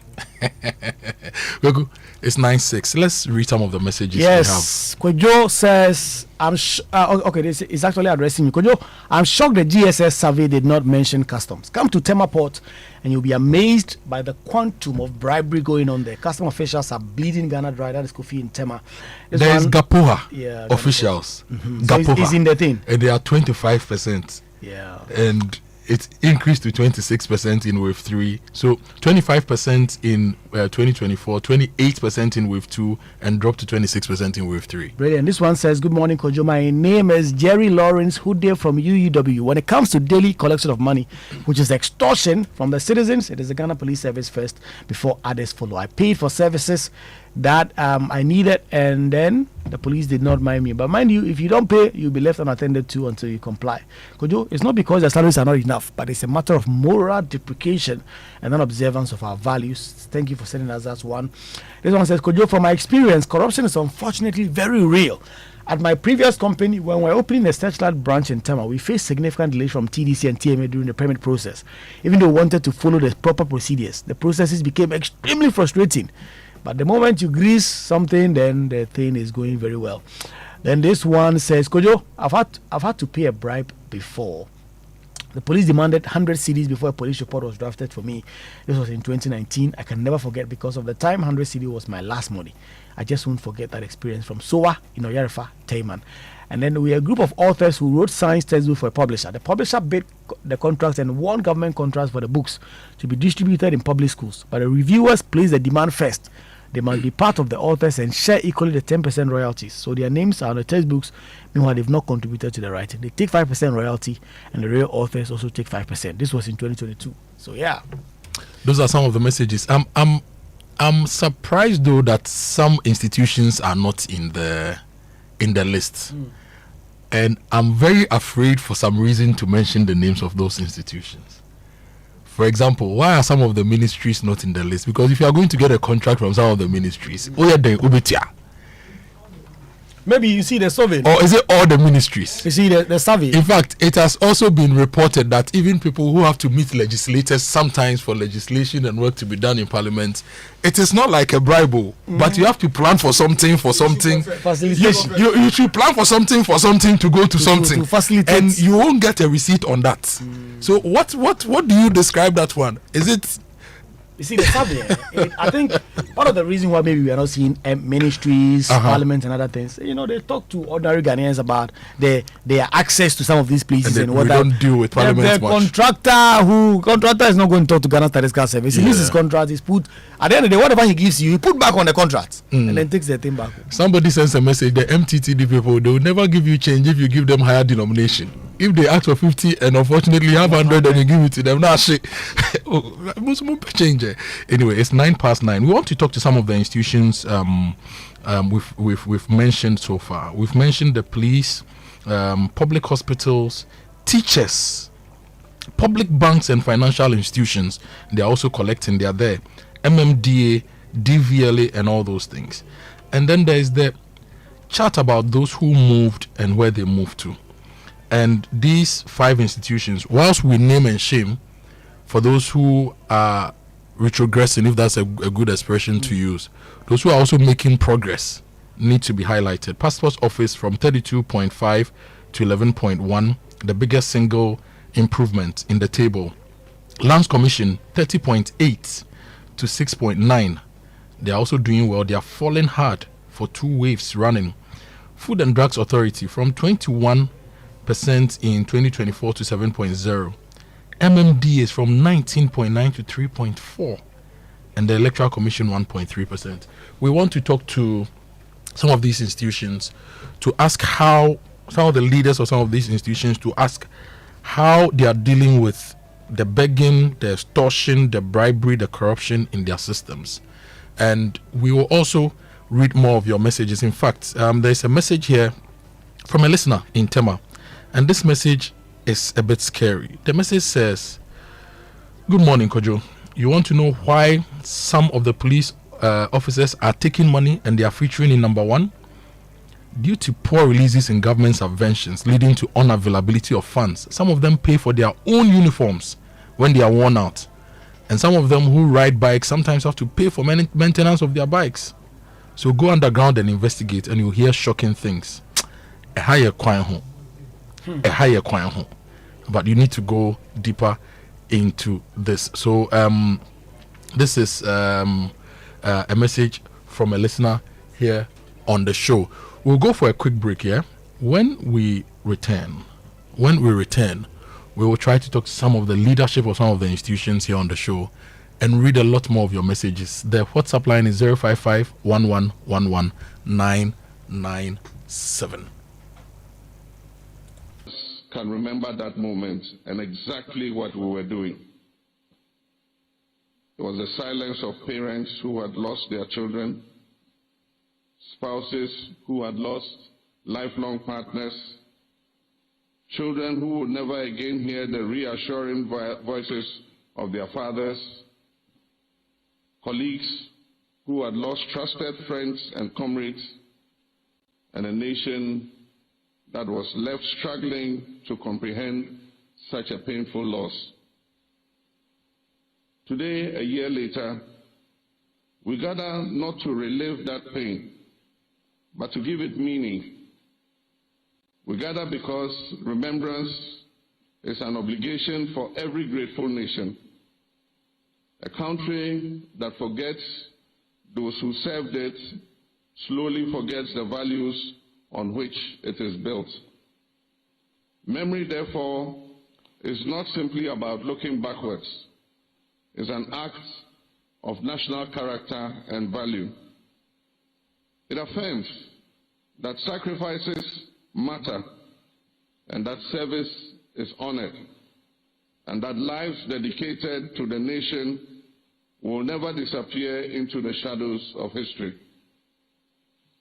The 8 Ghanaians we honor today came from diverse backgrounds and diverse professions. They had different dreams, different personalities, and different stories. And yet they were united by one common purpose.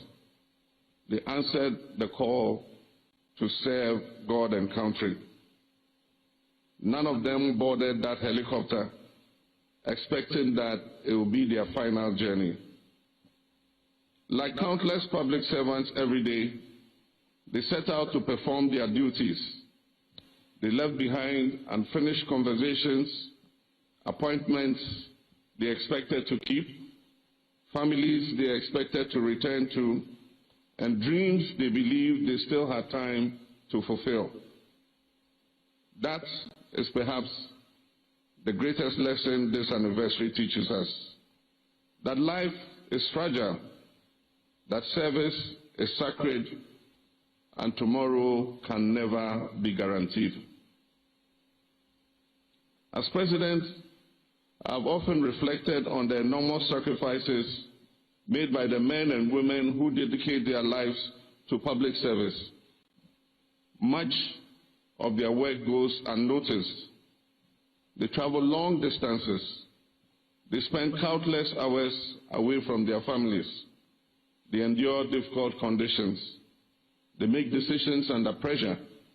They accept risks because they believe that Ghana's progress is worth every effort they put in.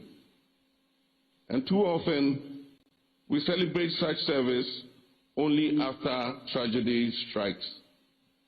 Today, we must resolve to appreciate public service even as it is performed daily, to appreciate those who labor faithfully, often without recognition, because they believe in something that is greater than themselves.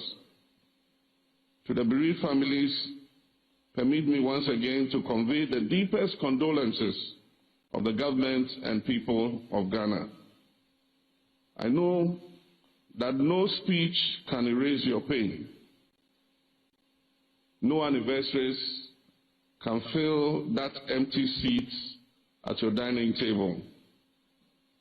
And no ceremonies can replace the voices that you long to hear or the embraces that you still miss. You've borne your grief with remarkable courage and dignity over the past year. In doing so, you have reminded all of us that love does not end with death. It endures in memory, in faith, and in the lives we choose to live thereafter. Please rest assured that the nation still mourns with you. Your loved ones did not die alone. They belong to all of Ghana, and Ghana will continue to remember them.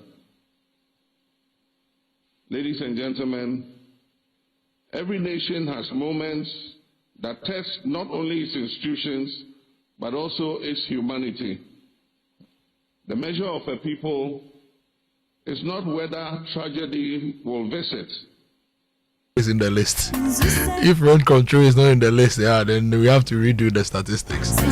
Like Benjamin has had a very bad experience with rent control. Kojo, the MP's own and the ministry's own, that is called lobbying. It is not. It is not extortion. It is lobbying. Oh, I see. Thank you. This one says, I lost my job in a private international school because they were paying 7% SNIT. I went to tell SNIT as a whistleblower. They gave me out and I lost my job. What? Give us a call and share your experiences. Yes, that's somebody's message. Yeah. Give us a call and share your experiences with us and what you think we can do with all the specific agencies to fight corruption, begging, bribery. We are trying to talk to some of the heads of some of the institutions. We had earlier spoken to them to get them on the show, but for some reason, some of them have had to enter meetings.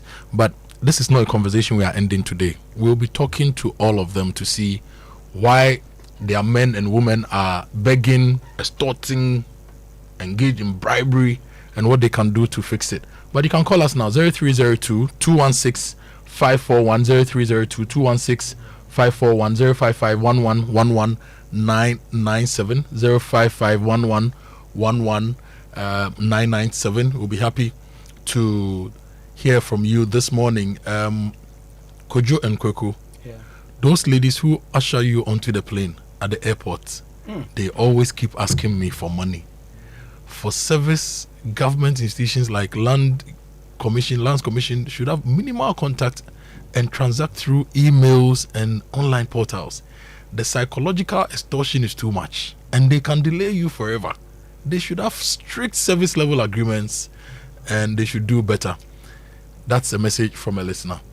This one says, let's have a discussion on service quality in the future of these government institutions, birth and death registry, lands commission, assemblies, Ghana Water, and so ECG, and then, let's get all of that. Now, this message says they overcharge you, so you are forced to negotiate for their pockets.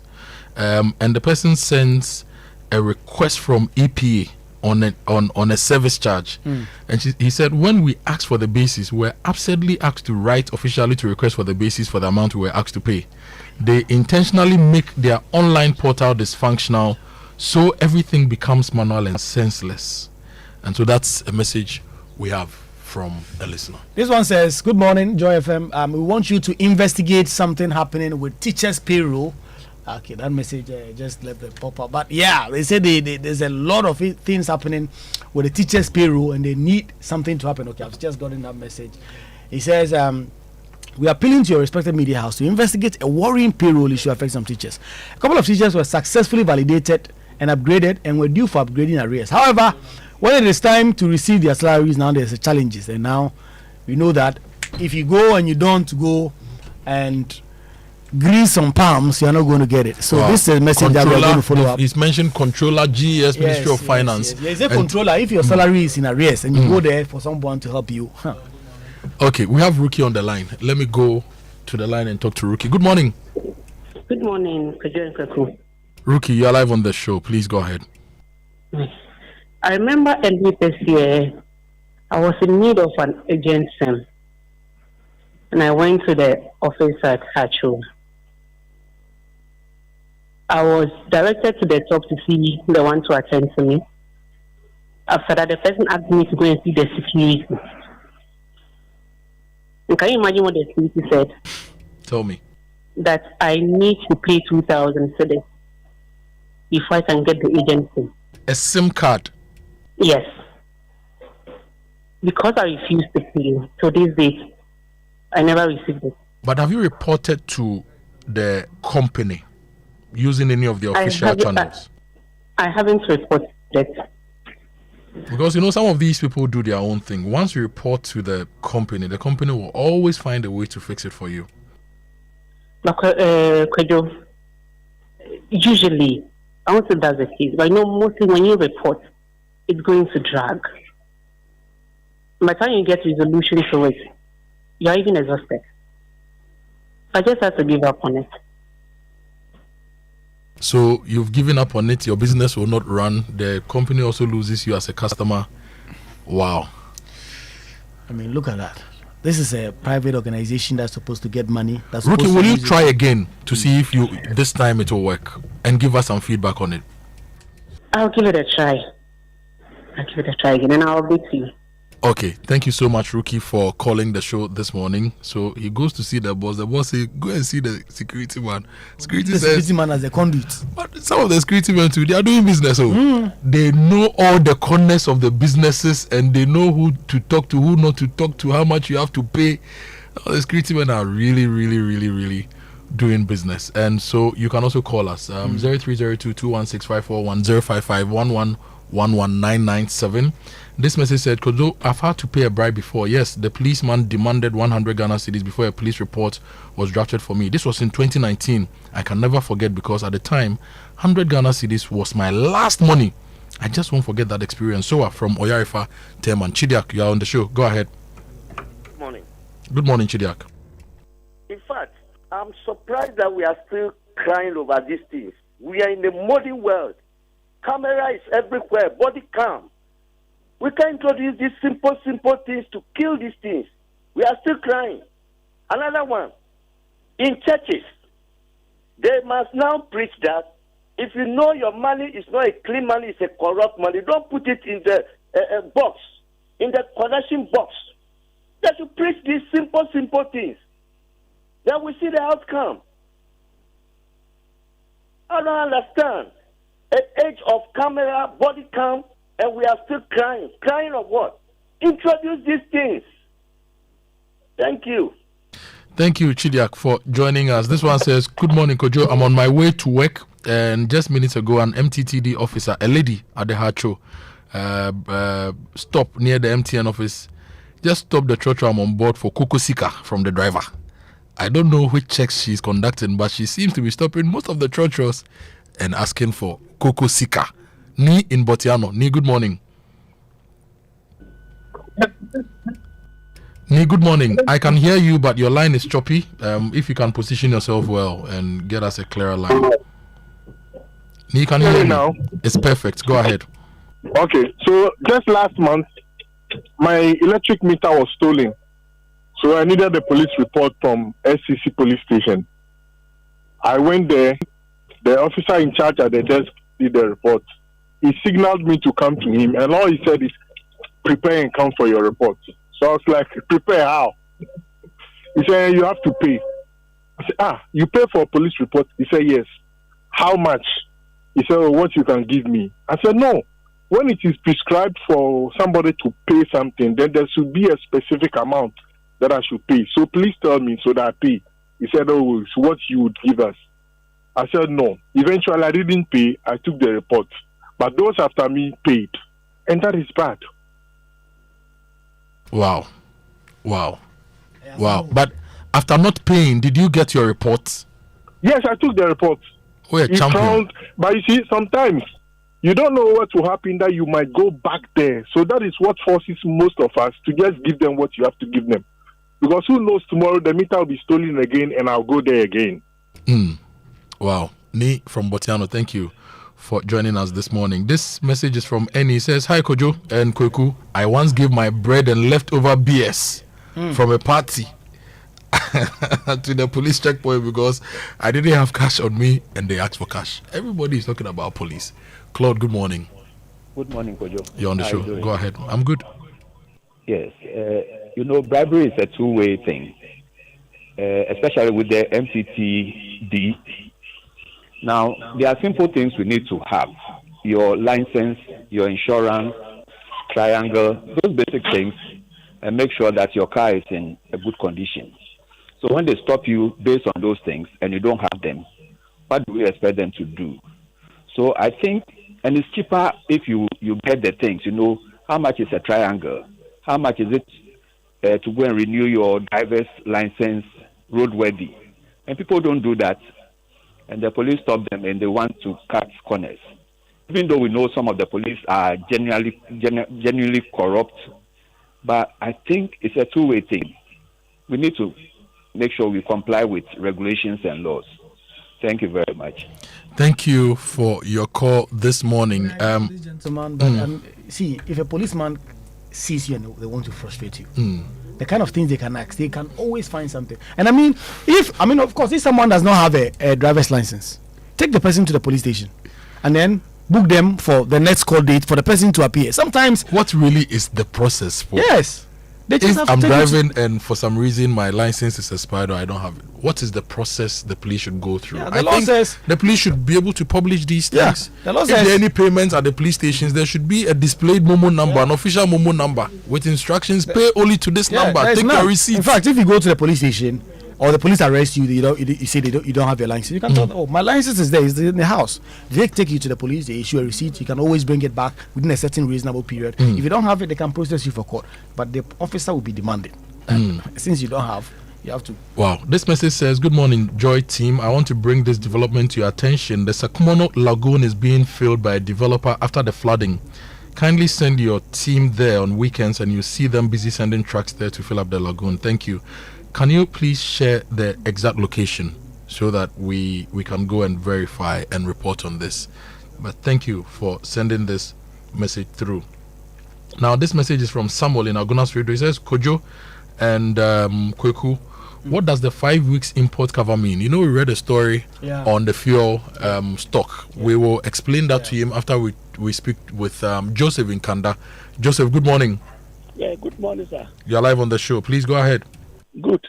As well as we are speaking about corrupt offices, I think offices that are also doing well, we have to speak about them. And my experience with Land and Konta, I think towards Adenta, there's a municipal there called Land and Konta.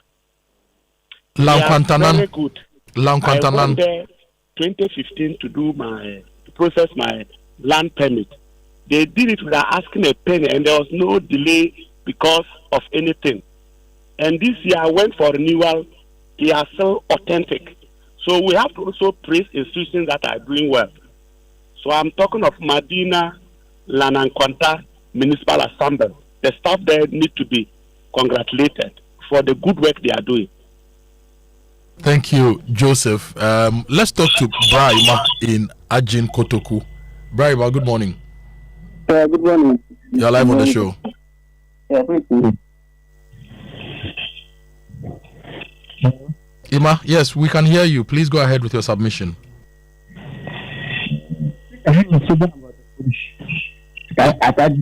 When you have a license, roadwork insurance, they still demand me.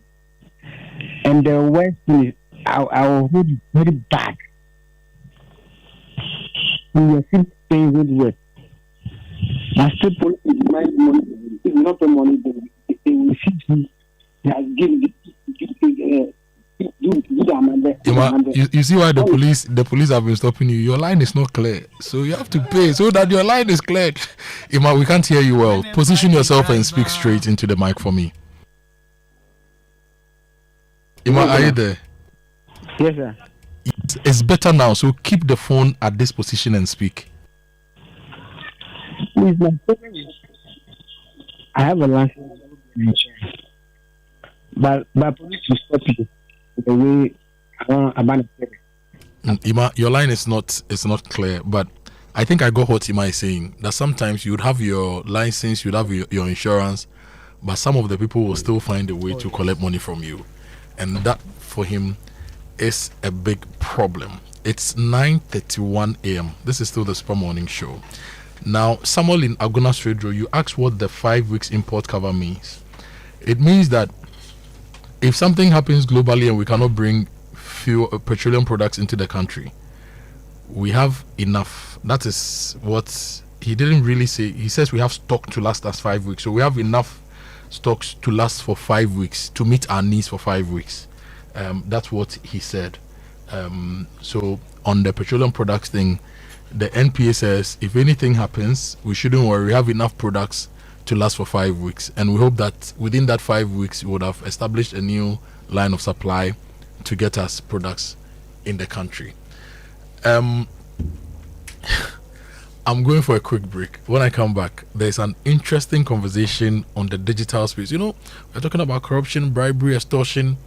If you are putting in place systems, it eliminates a lot of these things. And an example is what the Passport Office and the Ministry of Foreign Affairs has been able to do to reduce from 30-something to 11%.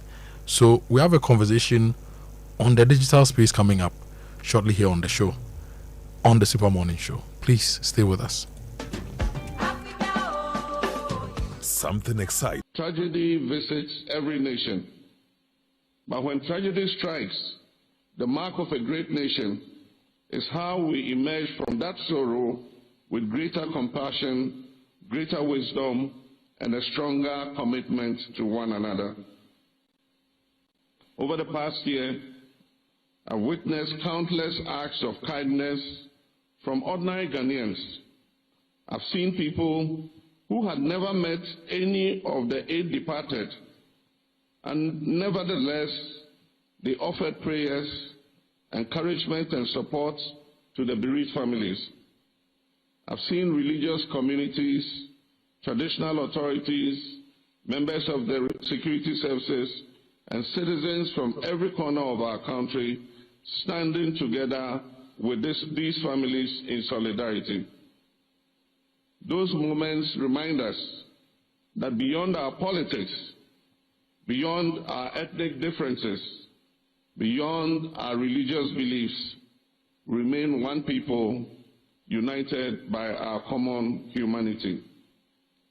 That unity is perhaps the greatest tribute we can offer to those we have lost. Today should also be a moment of reflection for all of us who are entrusted with leadership, that every decision we make affects lives. Every public office is ultimately a sacred. Welcome back. It's 34 minutes past 9. Welcome back. It's 34 minutes past 9. Today is the first Friday of the month of August. And we were talking about corruption. We were talking about extortion and all those things. But the digital space, the digital economy presents a lot of opportunities for us to fix some of these things. Enhance service delivery, improve convenience. And the Digital Access Summit Africa is happening.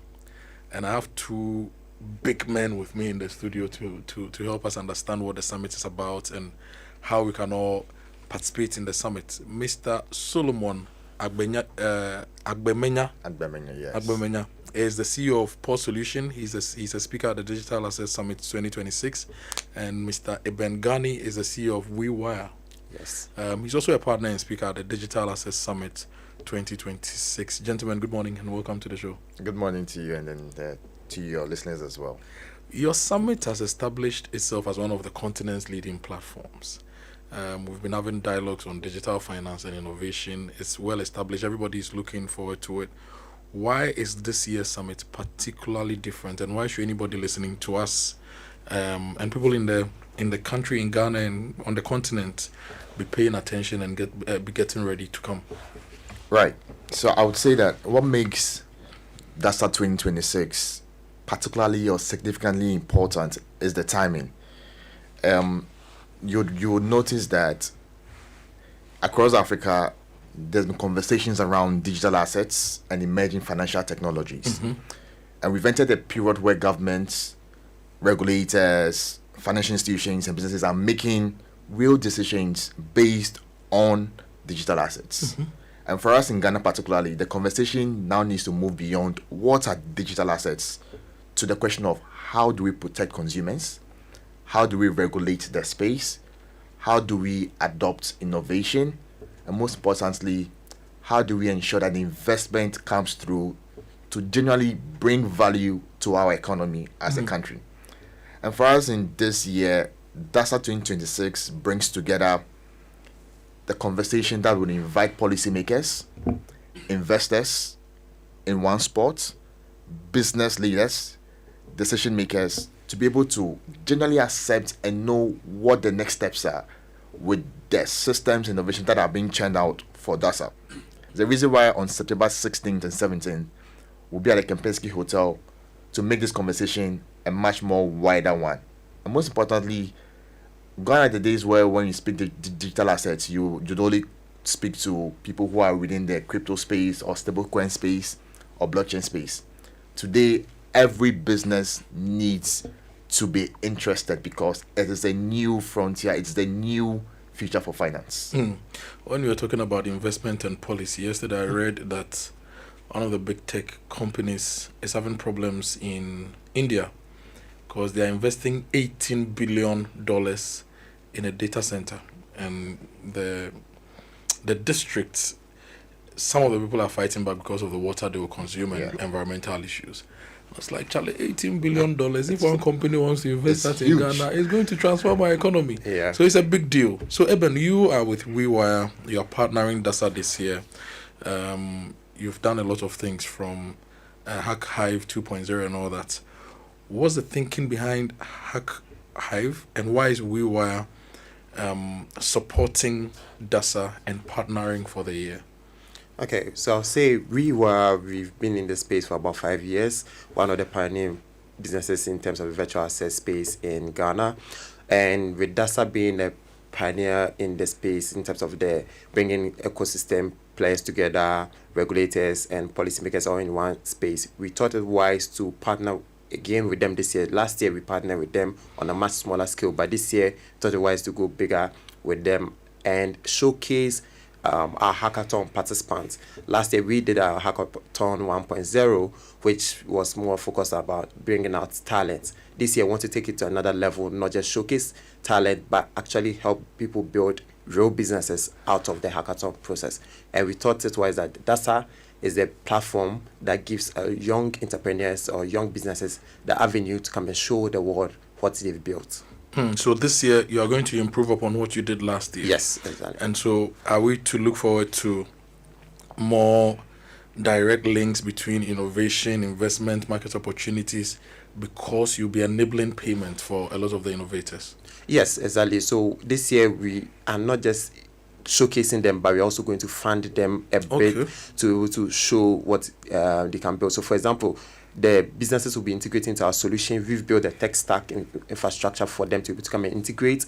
We'll make it free for them to be able to use. So, for a fintech person in the university who wants to build their new application, they should know that the first 100 users they will be able to onboard, they are not going to incur fees of first 1,000 users. So those are the things we've announced just yesterday, that we are going to give around $50,000 worth of credits value to businesses that will come and build. $50,000. Yes. That's 500,000 Ghana cedis. Yeah. That's over $500,000 Ghana cedis. Yeah, it's because we believe this is the new space that is going to change how we do business, how we interact with money. Things around almost everything we know today is getting tokenized, from securities to stocks and all those things. So if that is going to be the future of this economy or the world as a large, we want to invest in our young people and businesses to be able to strive in that space. Solomon, you mentioned earlier that there will be an impressive mix of policymakers, regulators, central bank representatives, financial institutions, investors. But when exactly is the summit happening? What's the location? How can people register and be a part of the summit? Right. So the summit is happening on September 16th and 17th. It's a 2-day summit at the Kempinski Hotel in Accra, and you can register online. I'm sure the link will be showing across your social media platforms. But one of the things I wanted to highlight, most important, is the fact that there'll be a lot of conversations at DASA this year. Yeah. But most importantly, we are centralizing the conversation on how do we build a digital asset ecosystem in Africa that is innovative, trusted, investable, and inclusive. Because this is the conversation that we need to be pushing now. I'm happy that in these times, Africa is not waiting to jump on board the bandwagon, but we are really also standing shoulder to shoulder with other continents. And the point is that we should expect attendees, delegates, to have conversations on what the future of payments are. As well, stable coins, digital assets, tokenizations, what can we use these things for? And I'm happy that Eben did mention the hackathon. It's another highlight where we feel that the innovators out there who are building for the ecosystem, how can we support them? How can we bring them to the fore? And that's what WeWa has come on board via their partnership that we are so much proud and appreciative of, to be able to give back to society and help these founders or these startups to be able to also build.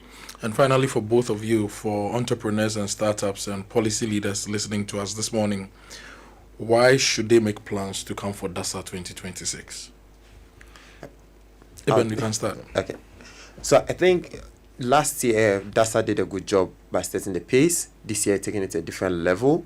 And I'll say regulators, general businesses, especially traditional businesses, should come and listen in. Because think about yesterday, I just saw a highlight someone did on financial markets, where MTN is bigger than the next top 10 businesses on the stock market. And MTN basically drive the growth is through digital means. So if you're a business right now, you're running a traditional business, and you feel like digital economy is going to change your business, you should be coming to DASA to learn how it's going to impact your business. How do you change or adapt your business to be able to fit the new wave of businesses that we are heading, or the new economy, which is digital driven? Solomon. Right. My invitation message is very simple. If you want to understand why finance, technology, regulation, and investments are heading in Africa, you need to be part of DASA 2026. In fact, if you're an entrepreneur or startup founder, this is an opportunity for you to meet investors, financial institutions, tech partners, and policymakers who will influence the next stage of your business. So yes, you need to be at DASA 2026 on the 16th and 17th of September at the Kempinski Hotel, where you get the opportunity to be a part of the new frontier when it comes to payments and the future of finance. The theme is From Policy to Prosperity, Scaling Digital Assets for Investment, Jobs and Economic Growth. 16th to 17th September, Kempinski Hotel, Gold Coast City, here in Accra. Don't miss this. don't miss this for all the Kelewele and Jollof who served you today on the show. Solomon and Ibn, thank you so much for coming to share the Dasa news with us here on the show. It's 9:44, 15 minutes to 10. We'll go for our final break on the show. When we come back, we'll wrap up with you. Stay with us. With trust. Leadership is not measured merely by the authority we exercise, but by the responsibility we bear for the lives and welfare of those who serve our nations. Their memory therefore imposes upon us a solemn obligation to build stronger institutions, to strengthen safety standards wherever necessary, to invest in the welfare of our personnel, and to ensure that no lesson from this tragedy will ever be forgotten. The greatest memorial we can build is not one made of stone or bronze. It is one that is built through responsible leadership, improved systems, a steadfast commitment to protecting those who dedicate their lives to Ghana. My fellow citizens, our faith teaches us that death is not the end. Whether we are Christian or Muslim, whether guided by traditional beliefs or by another path of faith, we all hold on to the conviction that every life has meaning beyond the years we count on earth. And that is why we have gathered today in an interfaith service. We come from different traditions, but we lift up one prayer. We come with different expressions of worship, but with one shared hope. We pray that the Almighty God in His infinite mercy has welcomed our departed brothers into eternal peace.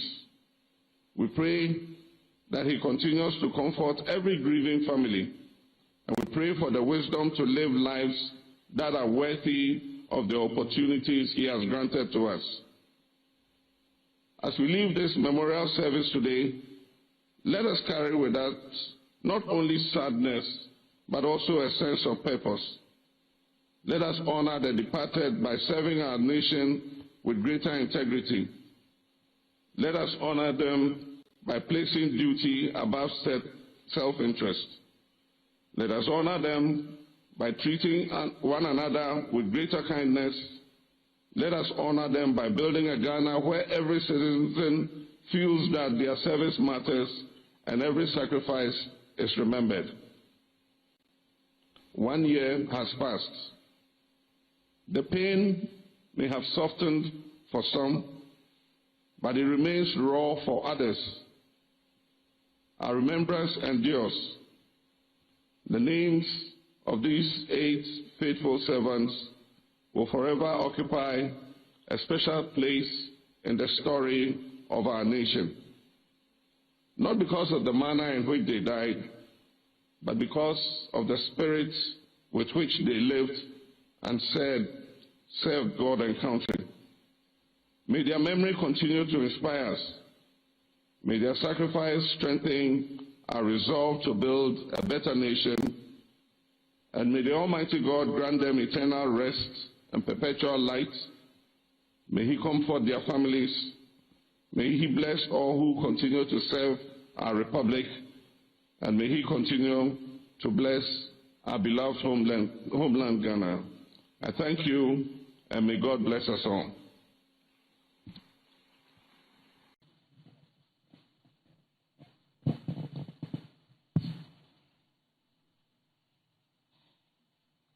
We begin the unveiling of the cenotaph in memory of our late Defense Minister, Honorable Dr. Edward Omani Kofi Boama, in the name of God the Father, God the Son, and God the Holy Spirit. Amen. Almighty and ever-living God, you are the source of life, courage, and hope.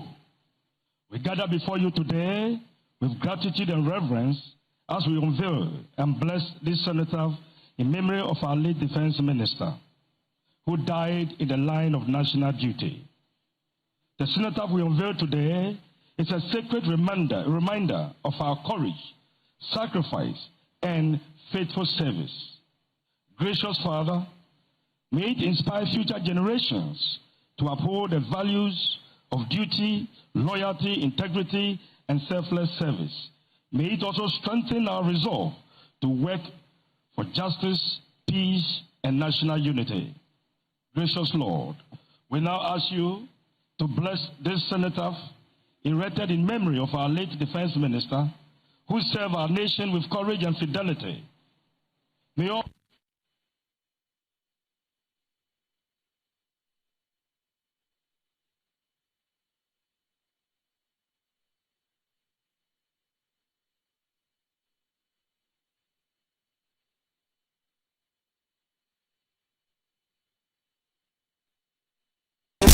back to back, if you say it be easy, do what make we see. Sarkodie and Dope Nation. And you there than one. Come on, sometimes to be your hard dream, actually. Yeah, your landlord. Yeah, your landlord. We see at it to Kaka, but and you there than one Kaka. What do I say? What do I there? We the only Dope Nation with the baby. This weekend, remember the Uncle Ghana's Pound. You know, let's go for Ghana's Pound at the National Theatre. If you've not bought your ticket, you should buy the ticket now.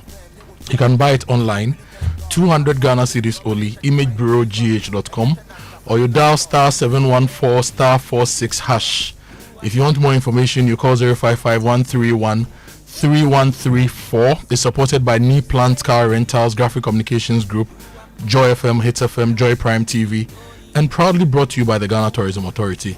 Now, Guyana's Pound is George Quay's adaptation, is the first original African adaptation of William Shakespeare's legendary classic, The Merchant of Venice. It's written by and directed by George Quay. You don't want to miss this. We saw it last weekend.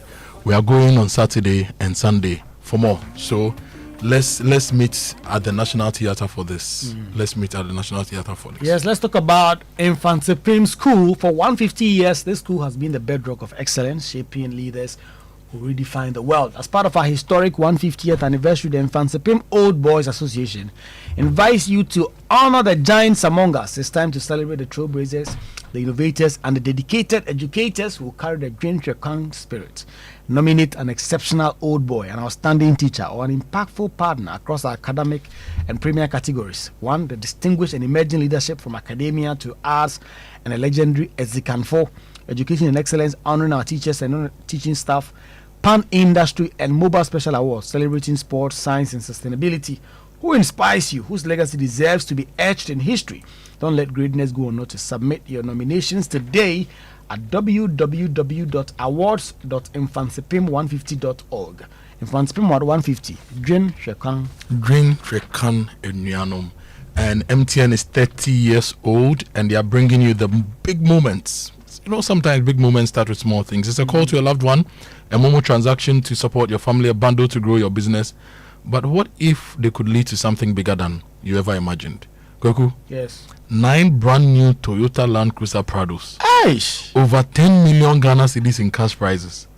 And unforgettable experiences just for you with the MTN at 30 promo. Every call, every test, every browse, every Momo transaction, every connection to home fiber, and every activity on the My MTN app earns you points towards amazing rewards. So dial *530 hash or use My MTN app to participate now, and let's stay connected everywhere you go. MTN at 30 promo. Make every move count. Terms and conditions apply. Yeah, talking about celebration, the Kingdom Books and Stationery Limited's back to school promotion is here with us again from August 1 to September 30 this year. Kingdom Books and Stationery Limited is offering a generous 15% discount on all school items, including pens, pencils, erasers, exercise books, and more across all our branches in Accra, Tema, Kumasi, Takoradi, Winneba, and Cape Coast. Parents, teachers, and students, please hurry while stocks last. For more information, call us on 0302-764101 or 0302-764209 or email info@kingdomga.com. You can also visit our website www.kingdomstoreonline.com. Kingdom Books, where quality and affordability are both assured. Terms and conditions apply. Happy 80th birthday to Madam Alice Corte, aka Mama Alice, in USA, in Virginia. Cheers to 80 wonderful years of God's grace. Your wisdom, kindness, and love continues to inspire us. We wish you good health, joy, and many more blessed years ahead. With love from Annette, Edna, Mr. Danso, and Adriel. So that's a message. And also, this one says, happy birthday to Mr. Samuel Opoku-Agyemang. You turned 79 this week on the 5th of August. We wish you a happy birthday. It's from your children, grandchildren, and great-grandchildren, and your wife, Agnes Ruby Opoku-Agyemang, and also my very good friend, Samuel Moses Kwabena Poku-Agyemang. Mr. Opoku-Agyemang, it goes out to you. Happy 79th to you. This message on the corruption says, where is this message? He says, I was supposed to go for a visa interview, and the time was short, so I didn't get an appointment. Somebody called me and demanded 1,500 cedis for me to get a visa, and this is an academic going for a conference to go and acquire more knowledge to come and help us. Kwesi Nkaswa says, good morning, Kojo, Akoto, Boateng. So the issue now is, how can we stop all this corruption? Yes. Kwame. Okay, before I read Kwame's message, this message says, with regards to the police, even if you have everything, they will still ask you anything for the boys, especially during the night checkpoints. Come to East Legon and see. This is Ray in Ashalibotre. And Papa Akoto and Papa Kwaku, let's not leave the church out of corruption. Seed sowing, consultation fees without receipts, and financial extortions for prophecies. They all contribute to these things, so let's not leave it out. Reverend Benjamin Korte is sending that message from Westlands. Yeah, this one says, please, I was renovating my house at Santa Maria, and the so-called man from Ghana Central came to instruct me that we should stop work and produce permits. I was forced to pay 5,000 cedi for inspection and the permit. Up till now, I'm done with the building and I've not seen any of them. If you follow up for documents, they will rather frustrate you with their harsh words. It's incredible. This one says, good morning, Kojo. My late mom managed to get a meter for a house since 2017. 2 years ago, I went to visit and she was told the meter had been disconnected by ECG. After going to church, I was told the meter, after going to check, I was told the meter is supposed to be in Kaswa. Meanwhile, the house is in Teshi. Back and forth, sir. They made me pay 500 cedis and asked me to go and reconnect the meter. So now they haven't come to let us know how we can rectify the issue for the meter to be replaced. So we just did. Okay, let me have this final one, then we'll tell you about the Joy Sports Invitational. This message says, good morning, Kojo. The truth of the matter is that the DDEP affected the loan facility meant for the Dom Kitasi Road. Now, the finance minister will be reading the budget sometime in November. Let's put pressure on him to find money so that we fix the road. I also wish to bring to your attention the Oyibi Jamaica So Ebri, the Ave Heavy Weta Anlo Afiadaingba Keta Road, Jankama Kokronu Papaya Gardens Road, and the 3 kilometer Abutia Kalakpa Reserve Road. I believe when we push in October, they'll be captured in the budget. Keep up the good work. Joy FM. You are solving our problems for us. Charlie, the Joy Sports Invitational is coming up. Oh. Yes. It is coming up. Giddy, giddy, giddy, giddy, giddy, giddy. It is coming. Charlie, we'll be extorting your skills. Yes, we'll be extorting your skills when you come here. Eventually in April. Look, it's 29th of this month, 29th of August at the University of Ghana Stadium. And we're inviting all of you to come. Every business should come. Let's have a great time. Whether you are scoring goals on the football pitch, stepping up for the CEO penalty shootout, showing your power in arm wrestling, race in the lime and spoon race, or you can even compete in the sack race. We should let this woman do the sack race. Jema should do. She do sack race. So Asante, do you know the Jubilee House Joy FM competition? Jema should do sack race against Shamima. So we have the sack race coming up. Tag of peace, female penalty shootout. Aerobics is starting from 6 a.m. So rally your colleagues, wear your company colors, and let's do this together. If you want to register your company, call or WhatsApp Slevin on 053 100 3813. The Joy Sports Invitational is brought to you by Toyota Superior Quality Ayuda, App Baku Services Bibri, Latex Foam, your partner for life, Minerals Commission, the regulator of the mining industry, and it's happening on the 29th of August. 053 100 3813. That is the number to send to call or WhatsApp to register. Kwaku, you have the final word for the week. Yes. I think the police people and all it's not good for the image that we continue to do this. So if you catch people and they are doing because the thing about paying and allowing the bad thing to go on is that people will just continue doing the bad thing and just keep paying it that way. So we should do better. Let's do better. And you also chose the final song for the week. This is what's the title of the song? Ameyatki. By who? It's by Mate. Yes. Okay. The Ivorians. That is Kwaku's song, the final song for the week. Enjoy your week.